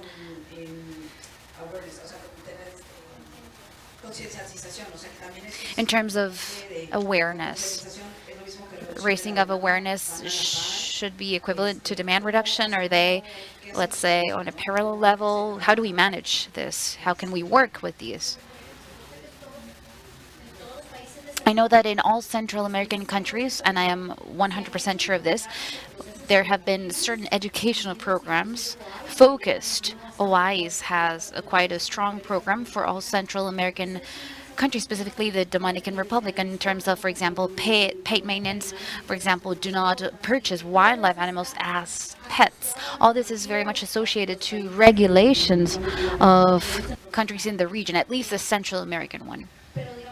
However, from that point to actually think about fashion, for example, I'm fascinated by this fashion topic. How can we involve other types of activities? We normally think about animals, of course, but perhaps there are other elements that can be involved. For example, the use of seeds, the use of seashells, actually, that come from invertebrate animals, right?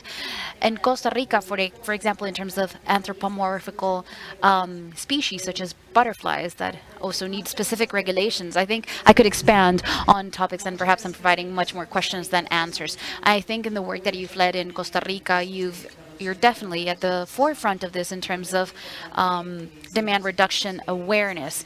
And I think that it's great that you're giving these examples that you've done. This is actually one of the other branches towards I have questions on, but I know that we're limited on time. And my question is, what are the institutions from the government, or what are the agencies of the government with which you can carry out this type of work with higher success? I think you are a country that has had quite successful cases. How have you achieved this?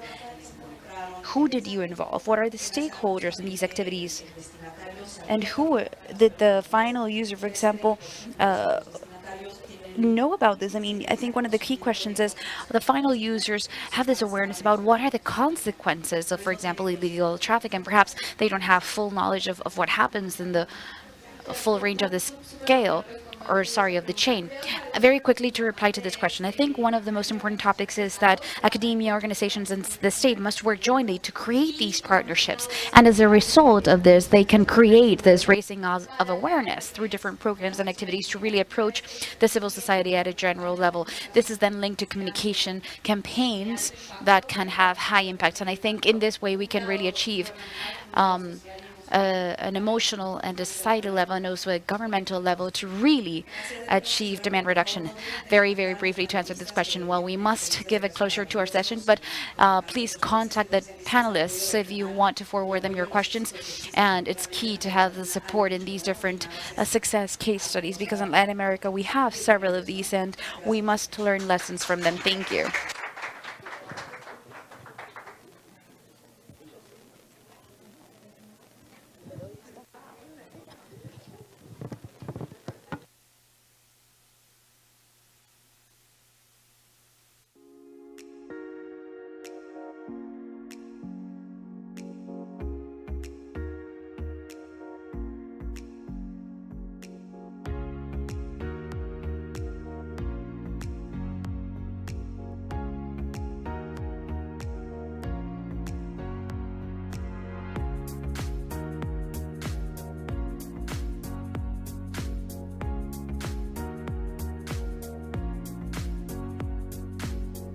Prepared their presentations very thoughtfully, so we wouldn't like you to lose the desire and for you to join us tomorrow at 8 a.m. Thank you very much.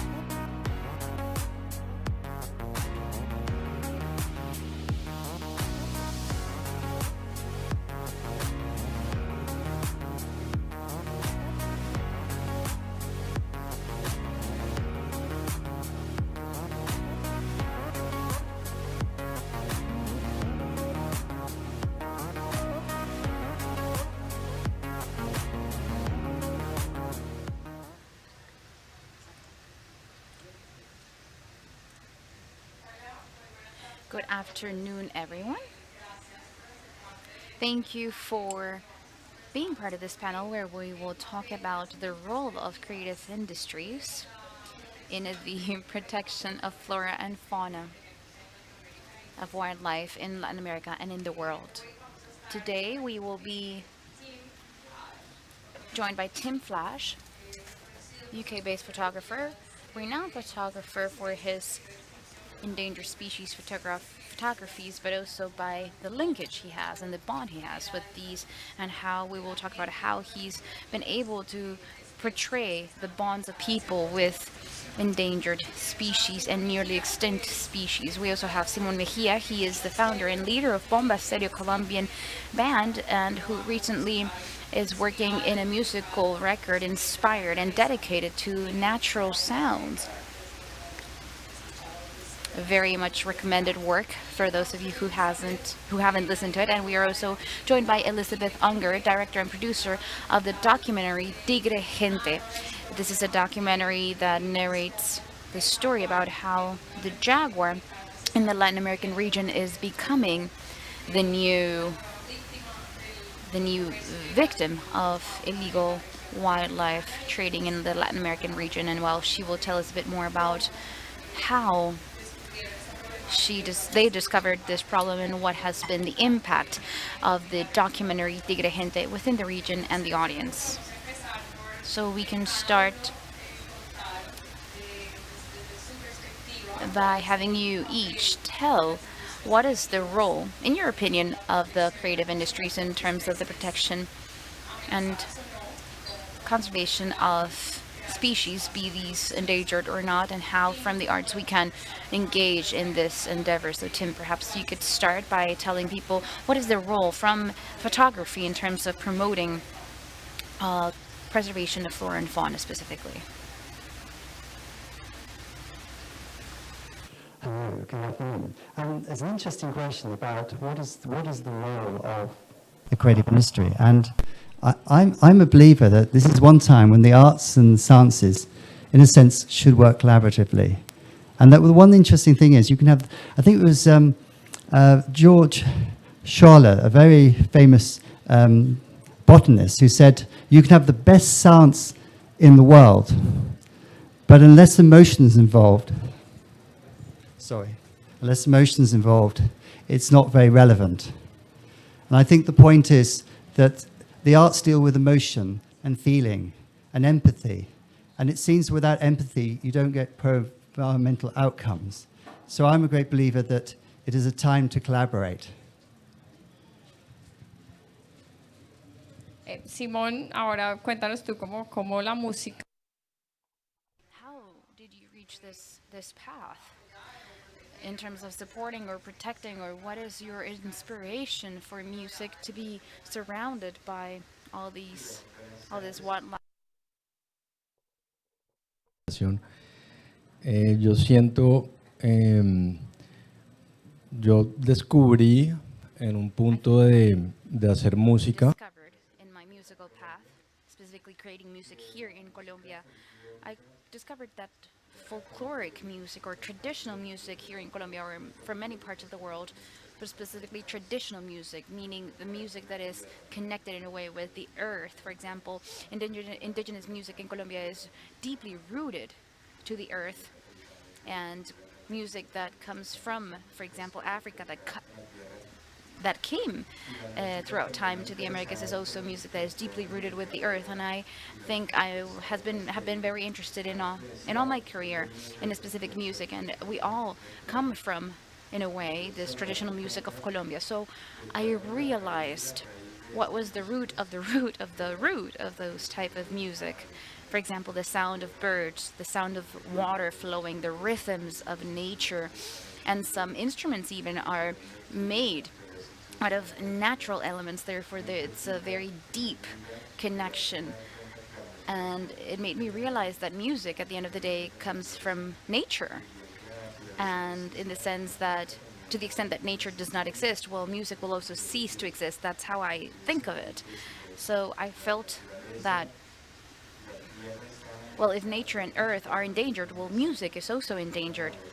So that's how I started to bond with musicians and with artists, to think about these things and to also advocate for these things, and for people who like music to understand these things. And these are connections that are pretty subtle, that perhaps are not so tangible.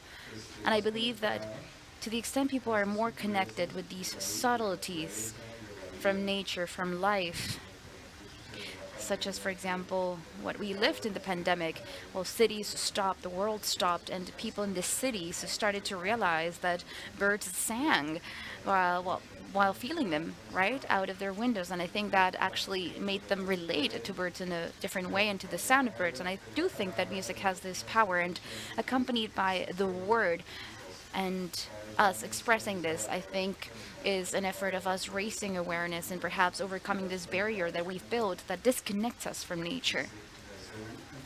And therefore understand that we all come from this primary uterus that is Mother Earth for us, humankind. And I think art can really powerfully convey this. This is done through the subtleties and the emotions language that connects people not only through reason, but actually through a feeling, through a heartfelt feeling, through intuition as well. And well, this combined with data and information that we now have at our disposal in social media and the news and the science that tells us, okay, the planet is at a critical point of climate change.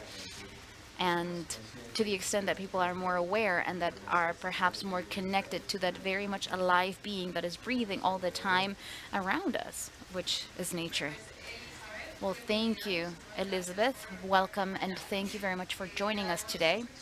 We have now heard a bit from a photographer and now a musician. And now I'd like to give you the floor, Elizabeth. As a director, as a film director, can you please tell us what inspired you to create a story and to tell a story where we specifically see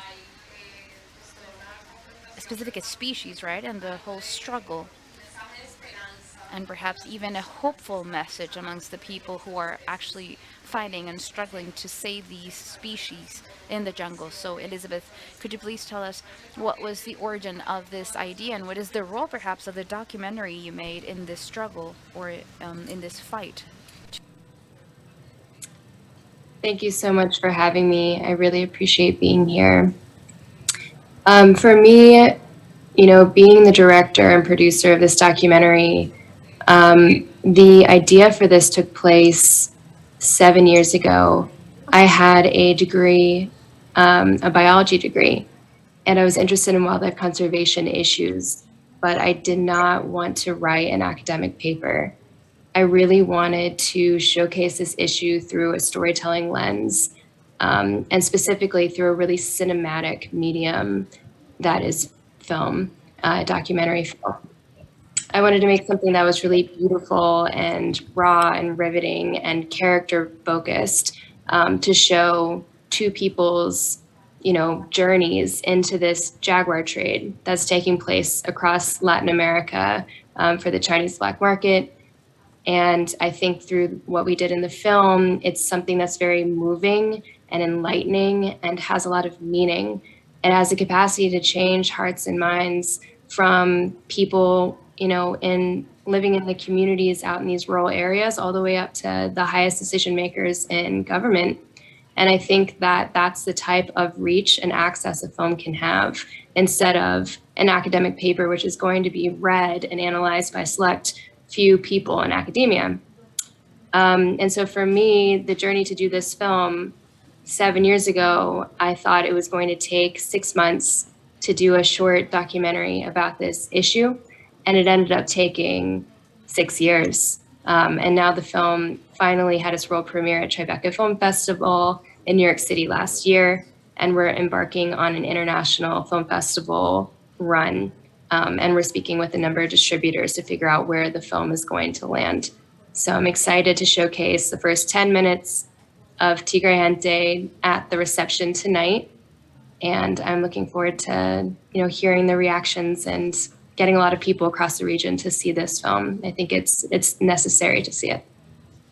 Elizabeth, nosotros vamos a tener el documental en el festival en Planet On, y ahí la your documentary in the Planet On Festival, and Well, this will be a very brief introduction for you to later watch the documentary, the full-length documentary in our Planet On festival that will take place in July in Colombia. So we already have seen the documentary and we're pretty moved by it. I think there are two important points in what you've all said. Firstly, to talk about these topics from the empathy and the emotion that these images, music, and the documentary film, for example, create, as well as data that the scientific community is conveying all the time, yesterday with the climate change report that we saw, and so forth. And I think my following question is for you all: how can we combine science with the emotion that arts convey, this capacity that art has to perhaps sensitize people to talk about these topics from emotion and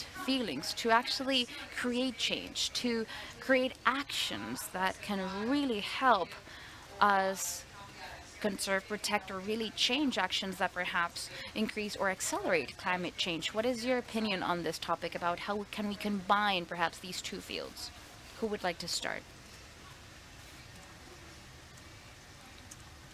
And I think this is a really interesting debate about, about the relationship between science and the arts. And as I said, this idea that there's a lot of amazing science out there, and it clearly isn't reaching into the public space to create social change. And so one of the things that I think historically artists have the capacity to understand how to work with empathy, how to work on subconscious and the poetic. And that I think that what we need to do is have issue-orientated approach as artists. You look at those prominent debates that lie in that field of knowledge in the sciences. There are lots. We need to be almost smart. We need to say, well, what sciences, what knowledge do we have out there, and how we translate that into the popular space, that people can grasp what's actually happening.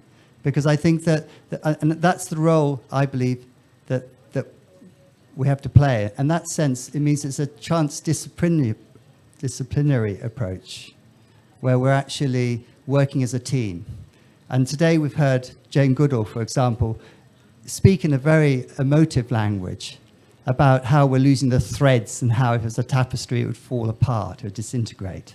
The scientists themselves are starting to recognize that this idea of a kind of romantic, distant, non-human world might be too distant, and that we need to bring back and connect that sense of otherness into our world, that we can actually relate, make these things become personal, things that we can't but avoid and want to really care. If we truly care, then we can bring back these species from the edge of extinction. And that is something which the arts can collaborate and make those issues. But the key I would like to say is it's not enough to do just pretty pictures or beautiful music. It's actually something we have to be smart about. We have to identify what those debates are, and then, in a sense, translate them into the cultural space. I would love to chime in, actually, if that's okay. Sure. Just to piggyback off of you, Tim, I think for my film, it's a really great point. We can't just make a movie and then, put a phone number or website at the end of the credits asking people to go. And I think that can work, but on a larger scale, our team is trying to create an impact campaign that is sweeping throughout Latin America and Asia in order to work with the communities helmed by leaders in those communities to do what they think is culturally appropriate, really. We are trying to create something, empathetic and foster cross-cultural dialogue with people in these communities. And so I think in our film, Tigre Gente, you see a Hong Kongese journalist named Laurel, who is looking at this new Jaguar trade by weaving in and out of her own communities in Hong Kong and China, trying to understand the demand for Jaguar products and big cat products that are taking place over there. And I think that a project like ours hasn't really been done over the last decade with a lot of big wildlife crime thriller films. I think in our film, we really use empathy as a tool, editorially, stylistically, in order to show an audience that we will not be making any progress in this issue if we don't understand the other side. If we are not able to extend a hand and really just sit and listen to why products like this are even being desired by Asian communities, there is no shot for us to actually come together in a dialogue that's culturally sensitive and appropriate and work together in order to figure out a solution. So I think, I hope that there's more Chinese, Hong Kongese, and Asian representation in the media about wildlife trafficking, because it's simply just not enough to come at it from one point of view. You need to work in a diverse team in order to solve any of these issues.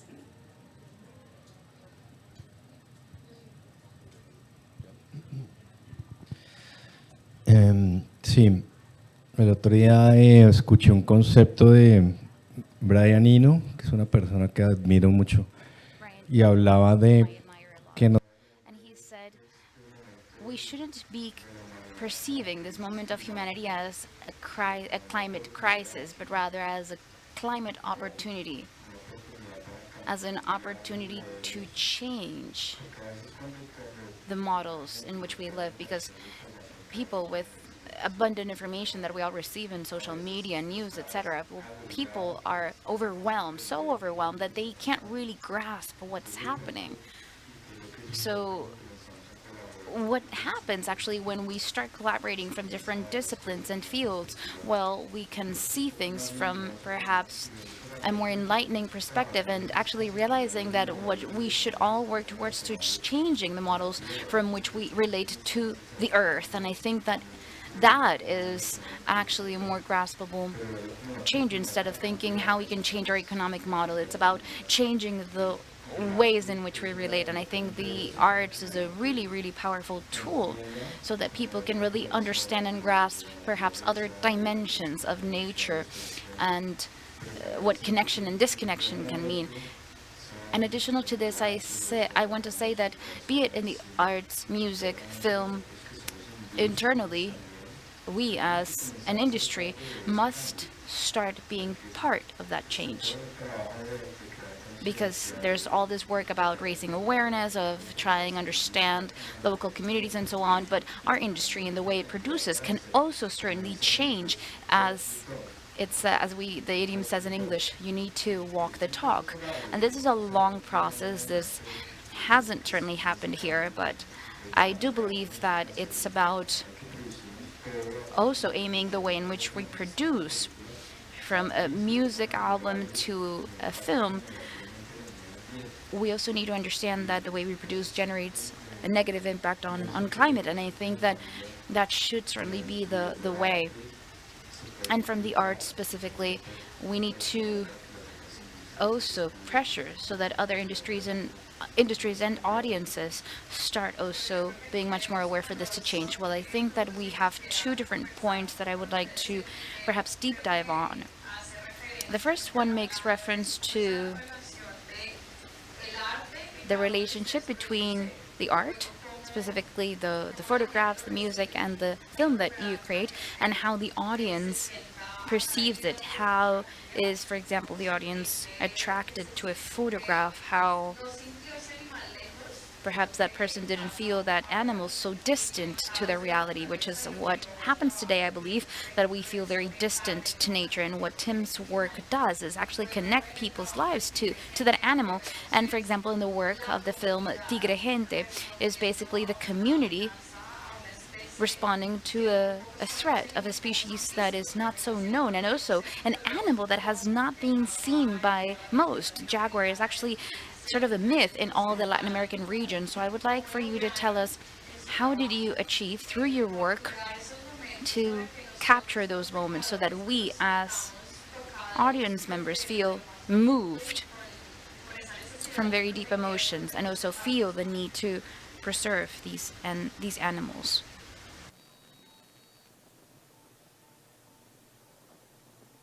I can Sure, go first. Elizabeth. So I think in our film Tigre Gente, we were really struck by the level of mysticism and magical realism throughout the Bolivian lowlands in the Bolivian rainforest in Madidi National Park. It was palpable how incredibly ingrained stories about the jaguar and myths about the jaguar were permeating through the communities and the local law enforcement, like the rangers. So one of the main protagonists of the film, Marco Susquiano, who is also, I believe, speaking right now at this event, he told us this really beautiful story about the Tigre Gente, which is people in the Bolivian lowlands believe that you can turn into a jaguar. And so when he was a kid, he tried. And he wasn't able to turn into one, but he vowed to protect the jaguar from that day forward. And now, you know, he's a ranger doing just that. And we wanted to tell that story really beautifully in the film. And I think it gives this gravitas and depth to the animal that a lot of people who are not from the Bolivian lowlands or this region know about. And it's just stunningly beautiful and something that I think pulls on heartstrings and just makes it that much more real and interesting to outsiders looking in and makes them care about this issue even more. And so we were really honored and grateful to, you know, showcase that story through our film. Wow, there's a lot of thoughts there. Elizabeth, I think you're alluding also to this idea of conservation needing being grassroots, which is another point where you have to have the ambassadors within the communities. But really, when we look at animals, many people don't necessarily witness those animals direct, as you alluded to about the jaguar. And so when I take pictures with my animals, I often question what those mean symbolically. You know, I take a photograph of a bat. You know, you have good bat, which is sort of Batman puts the fear of God in the criminal world. You have the Dracula, the vampire. You know, you have this incredible amount of loaded symbolism. And each time I take an animal, it's not just the animal, but it's the whole cultural heritage that we have. And so, in a way, you know, there's a lot of discussions today about interdisciplinary, about sentient beings. You know, I was very surprised to hear the police chief talk about sentient, you know, feeling creatures and how we should care for them as part of that debate. And that's quite a change. Donna Holloway talks about interspecies. This is the idea that there's a kingship. You know, if we don't have this biodiversity, do we become less? So I think these are all kind of debates that are part of this heritage. You know, if we don't have those species, do we become less? And this idea of kingship, part of an extended family. And I think that as artists, we're constantly mindful of almost that poetic space, that almost nebulous space you can't quite describe, but you feel. And that's why I feel when you talk about solid science and you start entertaining the poetic, then I feel there's such potential to communicate and to message. Vale, yo ahí quisiera como retomar el punto que hacía Simón, que Simone was saying, which is why I was saying there were two parts to this conversation. And it's the power of the industry to change other industries and everything that surrounds it. The first thing we're discussing is what people see, the audience, how they receive them, empathy and how they can be connected, but then what is behind that production? And I think there's nothing better than speaking of a musical show and its impact and how musicians are asking themselves questions about their work to be able to reduce the impact in the environment so that we can begin to impact other species. How can we reach that process, and what is the path that the musical industry should go down, or the film industry?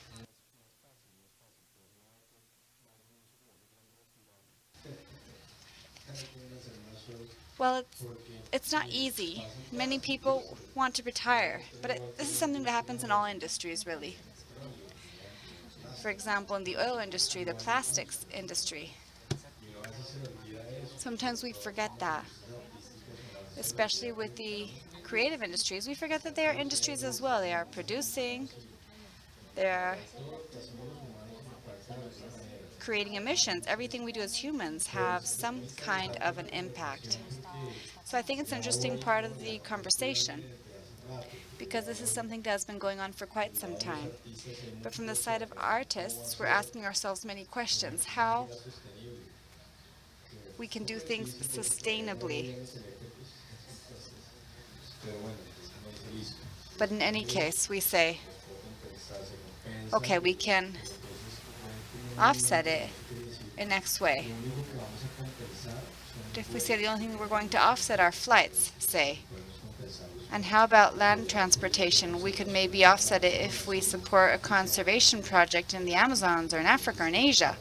So that side of things is something that can be controlled. But in other areas where artists can begin to apply pressure, such as, for example, the use of plastics. If there's going to be a music festival, there should be a policy of zero plastics. We already know it's something that can be done. Yes, it's harder or it's more expensive, but all of these changes will cost us more. But what's more expensive, what we're paying now or the impact it will have on the long term? So that's one thing. Or for example, doing more efficient tours, saying if I'm going from point A to point B, how can I reduce the space that I'm traveling by plane or by car, say, or the booths. There are some pioneers that are doing a tour now. They continue to using their private jets, but the flooring for the concert, when people jump, it generates the energy for the speakers of the event, for the sound system. So people arrive, say, in their electric bicycles or other places, or for there not to be garbage and plastic. This would be an ideal. We need to take steps in that direction, understand that it's little by little, one step at a time.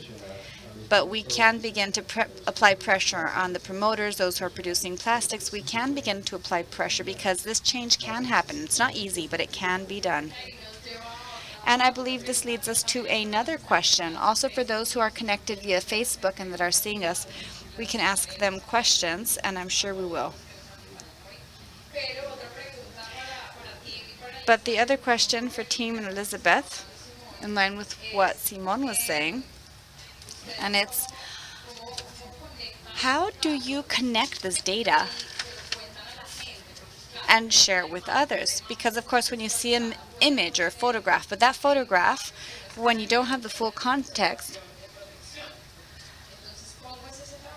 so sometimes you don't understand the full story behind it. So tell us a little bit more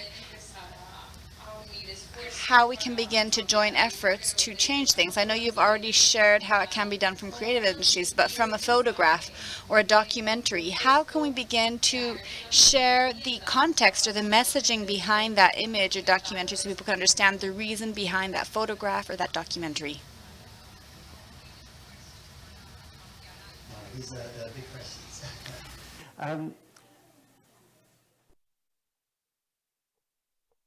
Viewers, I mean, it's interesting.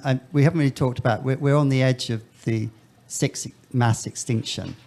We live in an age shaped by man, described by many as the Anthropocene.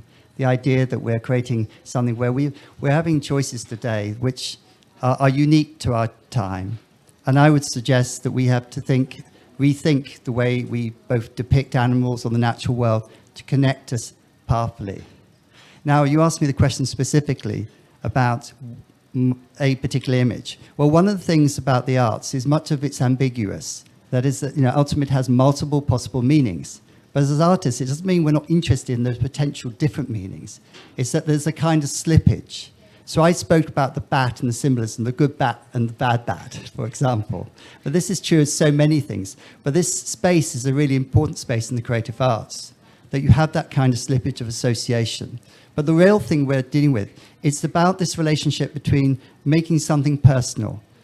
For example, I was discussing a picture of the Kurdish child, the 3-year-old that died off the Syrian coast in Italy, that caused overnight our Prime Minister Cameron and Merkel to change the number of Syrians allowed in, just overnight. Why was one image so, why did it puncture the consciousness of people?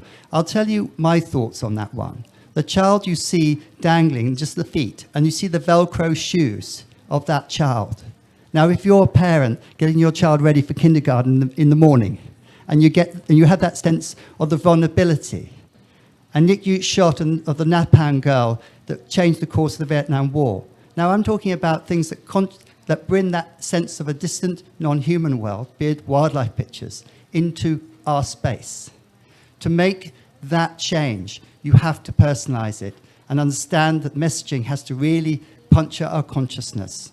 So in the same way certain images have transformed the history, it is the same that we have to do to the natural world. We have to figure out how to depict animals in such a way that we are connected to their stories. Now, you mentioned stories, a very Nat Geo discussion about this idea of storytelling. We're telling stories, but we have to tell the right, we have to distinguish what those stories are. And I'm just a photographer, so I need to ask the really smart people who know those debates. And that is the thing, it's got to be collaboration. And we can't afford to be thinking we've got to transform our thinking processes. And when I say we live in the Anthropocene, a time, for example, I was speaking to a student about carbon. I mean, carbon apparently lasts in the air for 200 generations. It's permanent, it's forever. And so we've got to, in a sense, address issues in the sense of our time. And I think that is the difference. There's no generation that's had to think like that. There was a quote by Jonathan Bailey, who I work with, who said, it's never before been more important to connect people to nature, and that our future depends on it.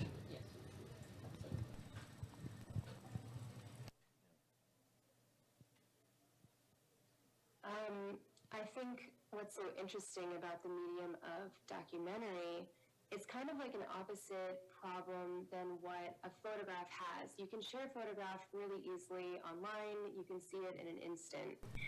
And it can have this unbelievable, piercing, as Tim mentioned, impact. It can have rapid fire, change.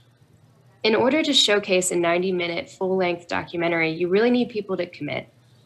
And I think while you get a lot more context and you can really let that person sit with this piece of media for quite a while, it's still, a bit of a reach to get people right now who are used to short form content, clickbaity things online, getting their information kind of blasted to them in really fast messaging through, in order to really sit down and watch a 90-minute film. It's a big lift. And so I think to make a commercially viable piece of content that's both entertaining, that has, a soul, and it says what you want to say is, it's a tough thing to do.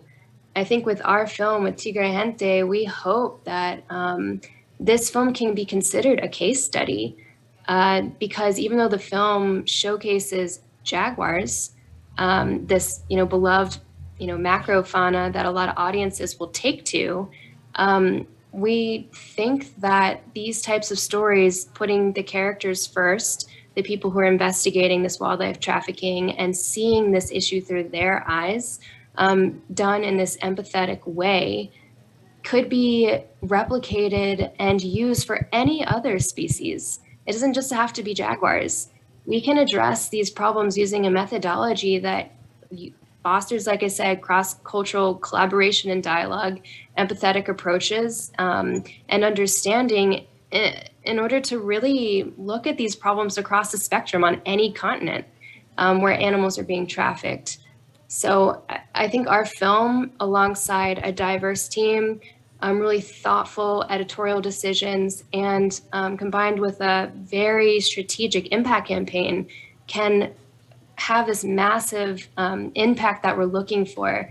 But as Tim said, we really have to do it in the right way. And promoting an image, one photograph, is much, much different than promoting a 90-minute documentary. So I think having people across the board knowing how to work with different pieces of content and having teams that are strategizing around what exactly are you trying to say and what medium are you using is really important. And I will say that, in the conservation world, there's a lot of funding coming through from big sources that do not put storytelling at the forefront of what they would like to fund. And I think it's very important that funders, donors, financiers, whoever it is, actually lift storytelling up in their agendas and really understand that sometimes the research programs that they're funding or the conservation efforts on the ground that they're funding, which is incredibly important, will be bolstered by a media project, a storytelling project that can help this messaging and this work really shine through. Simón, y en tu caso, in your case, tell us a little bit about the process, how we can have music with sounds of nature can be sufficiently moving and have people want to listen to it and then take home a message that helps them to connect, that they don't feel so foreign.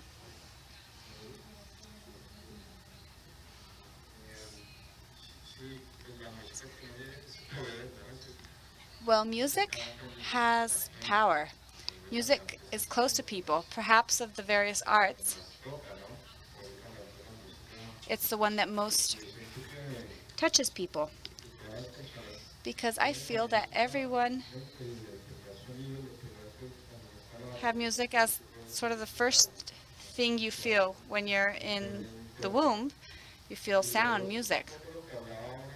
And that has to do with what we were discussing, the experience in the pandemic. We were speaking to friends of ours living in other cities, noisy cities such as Bogota. They were telling me, wow, I'm listening to birds that I had never heard before. And they were moved by that. They were moved because a bird that was living there was always living on the branch of a tree in front of their building, but they could never hear it because that sound was covered by the sound of planes and buses, etc. So there are nuances there. The power of sound. And music comes from there.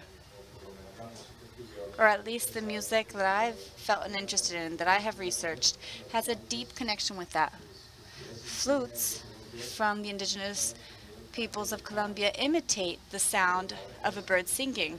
The maracas imitate the sound of the water. The marimba from the Pacific coast of Colombia represents the flowing water.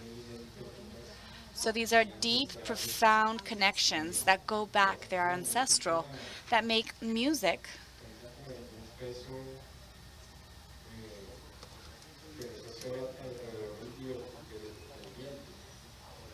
have more weight to it. It's not just entertainment, it's connecting us to the depths of the earth. And people connect. When people hear music, folkloric music, they connect to those roots we have as humans, rituals, dance, our connections to the gods of nature. And it's all sourced, or it comes from these sounds. So exploring it, apart from the fact that, for me, the sound of nature is one of the best symphonies, the best music that exists, because it doesn't have the order that we apply to music, but it's just sound in its maximum expression. It's beautiful. So being able to comprehend it as humans is something that I very much enjoy. I enjoy exploring, and I will continue exploring. And I feel that there can be connections when people hear it in their natural environment, especially in a country like Colombia, which is a nature-filled country for now. Yes, for now. I think we need to begin to close the session because I know we could spend more time discussing this with Elizabeth and Simon and you. I'd like for you to share a message with those who are here on conservation, what you're doing, what inspires you, and what encouraged you to be here doing what you are doing today.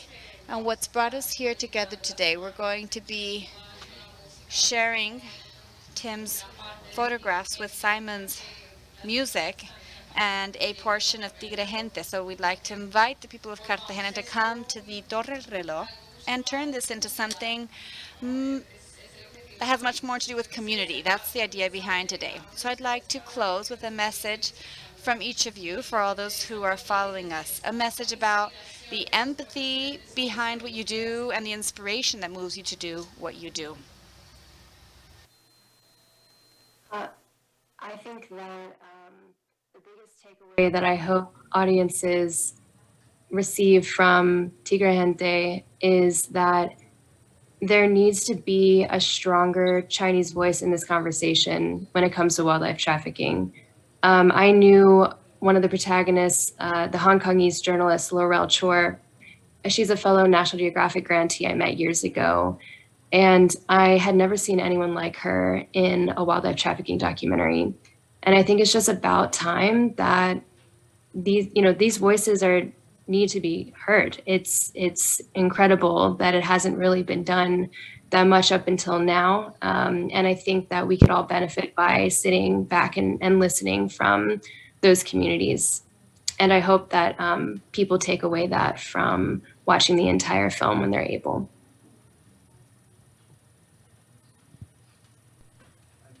Today it's been really interesting.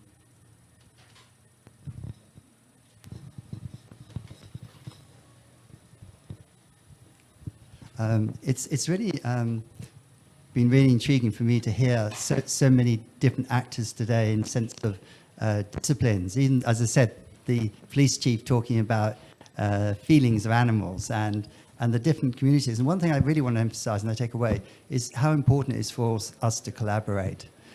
Going back to this whole thing about, I often have photographed pandas, and I photograph tigers, and these are animals that we engage with. The greatest challenge we face is how we take the uncharismatic, how we take the things like soil blindness, how we take the things that actually define humanity's future, but are really challenging to communicate.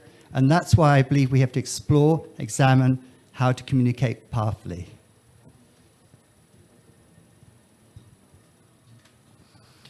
Sí, yo también pienso que es acerca. I also agree that this is about collaborating and not only amongst artists. Instead, collaborating amongst us all. As Tim mentioned, we are at a breaking point on the decisions that are taken at all levels. I think these decisions are absolutely definite for the future of what we will live as a humankind on this planet. So, of course, we, from our different fields, collaborate and we can create work, right? But this must be a joint work from all the different fields, from all the different sectors. Hopefully, politicians and policies are also important, even if we feel hopeless about them. At some point or another, politics and politicians are important, and people need also to be connected, and that we can really work as a great ecosystem that is really trying to save another ecosystem that is dying, because we are all part of the same at the end of the day. So I believe that the ultimate goal of what we do, and the ultimate goal of these collaborations, is to create this great joint group of human people that have a common goal that has to do with saving this ecosystem that we're losing. All right, well, thank you very much for attending, for joining us online as well. We'd like to invite you, for those of you who want to watch the full-length documentary, this will be available at Planet On, and we'll announce the schedule soon at planeton.com. And we want to thank the British government, the Ministry of Environment, and all the different parties that are responsible for us to be here today to talk about the creative industries and the role that we each have within this industry to really foster and accelerate this change that we all deeply need right now. Thank you, Elizabeth. This panel. Thank you, Simone.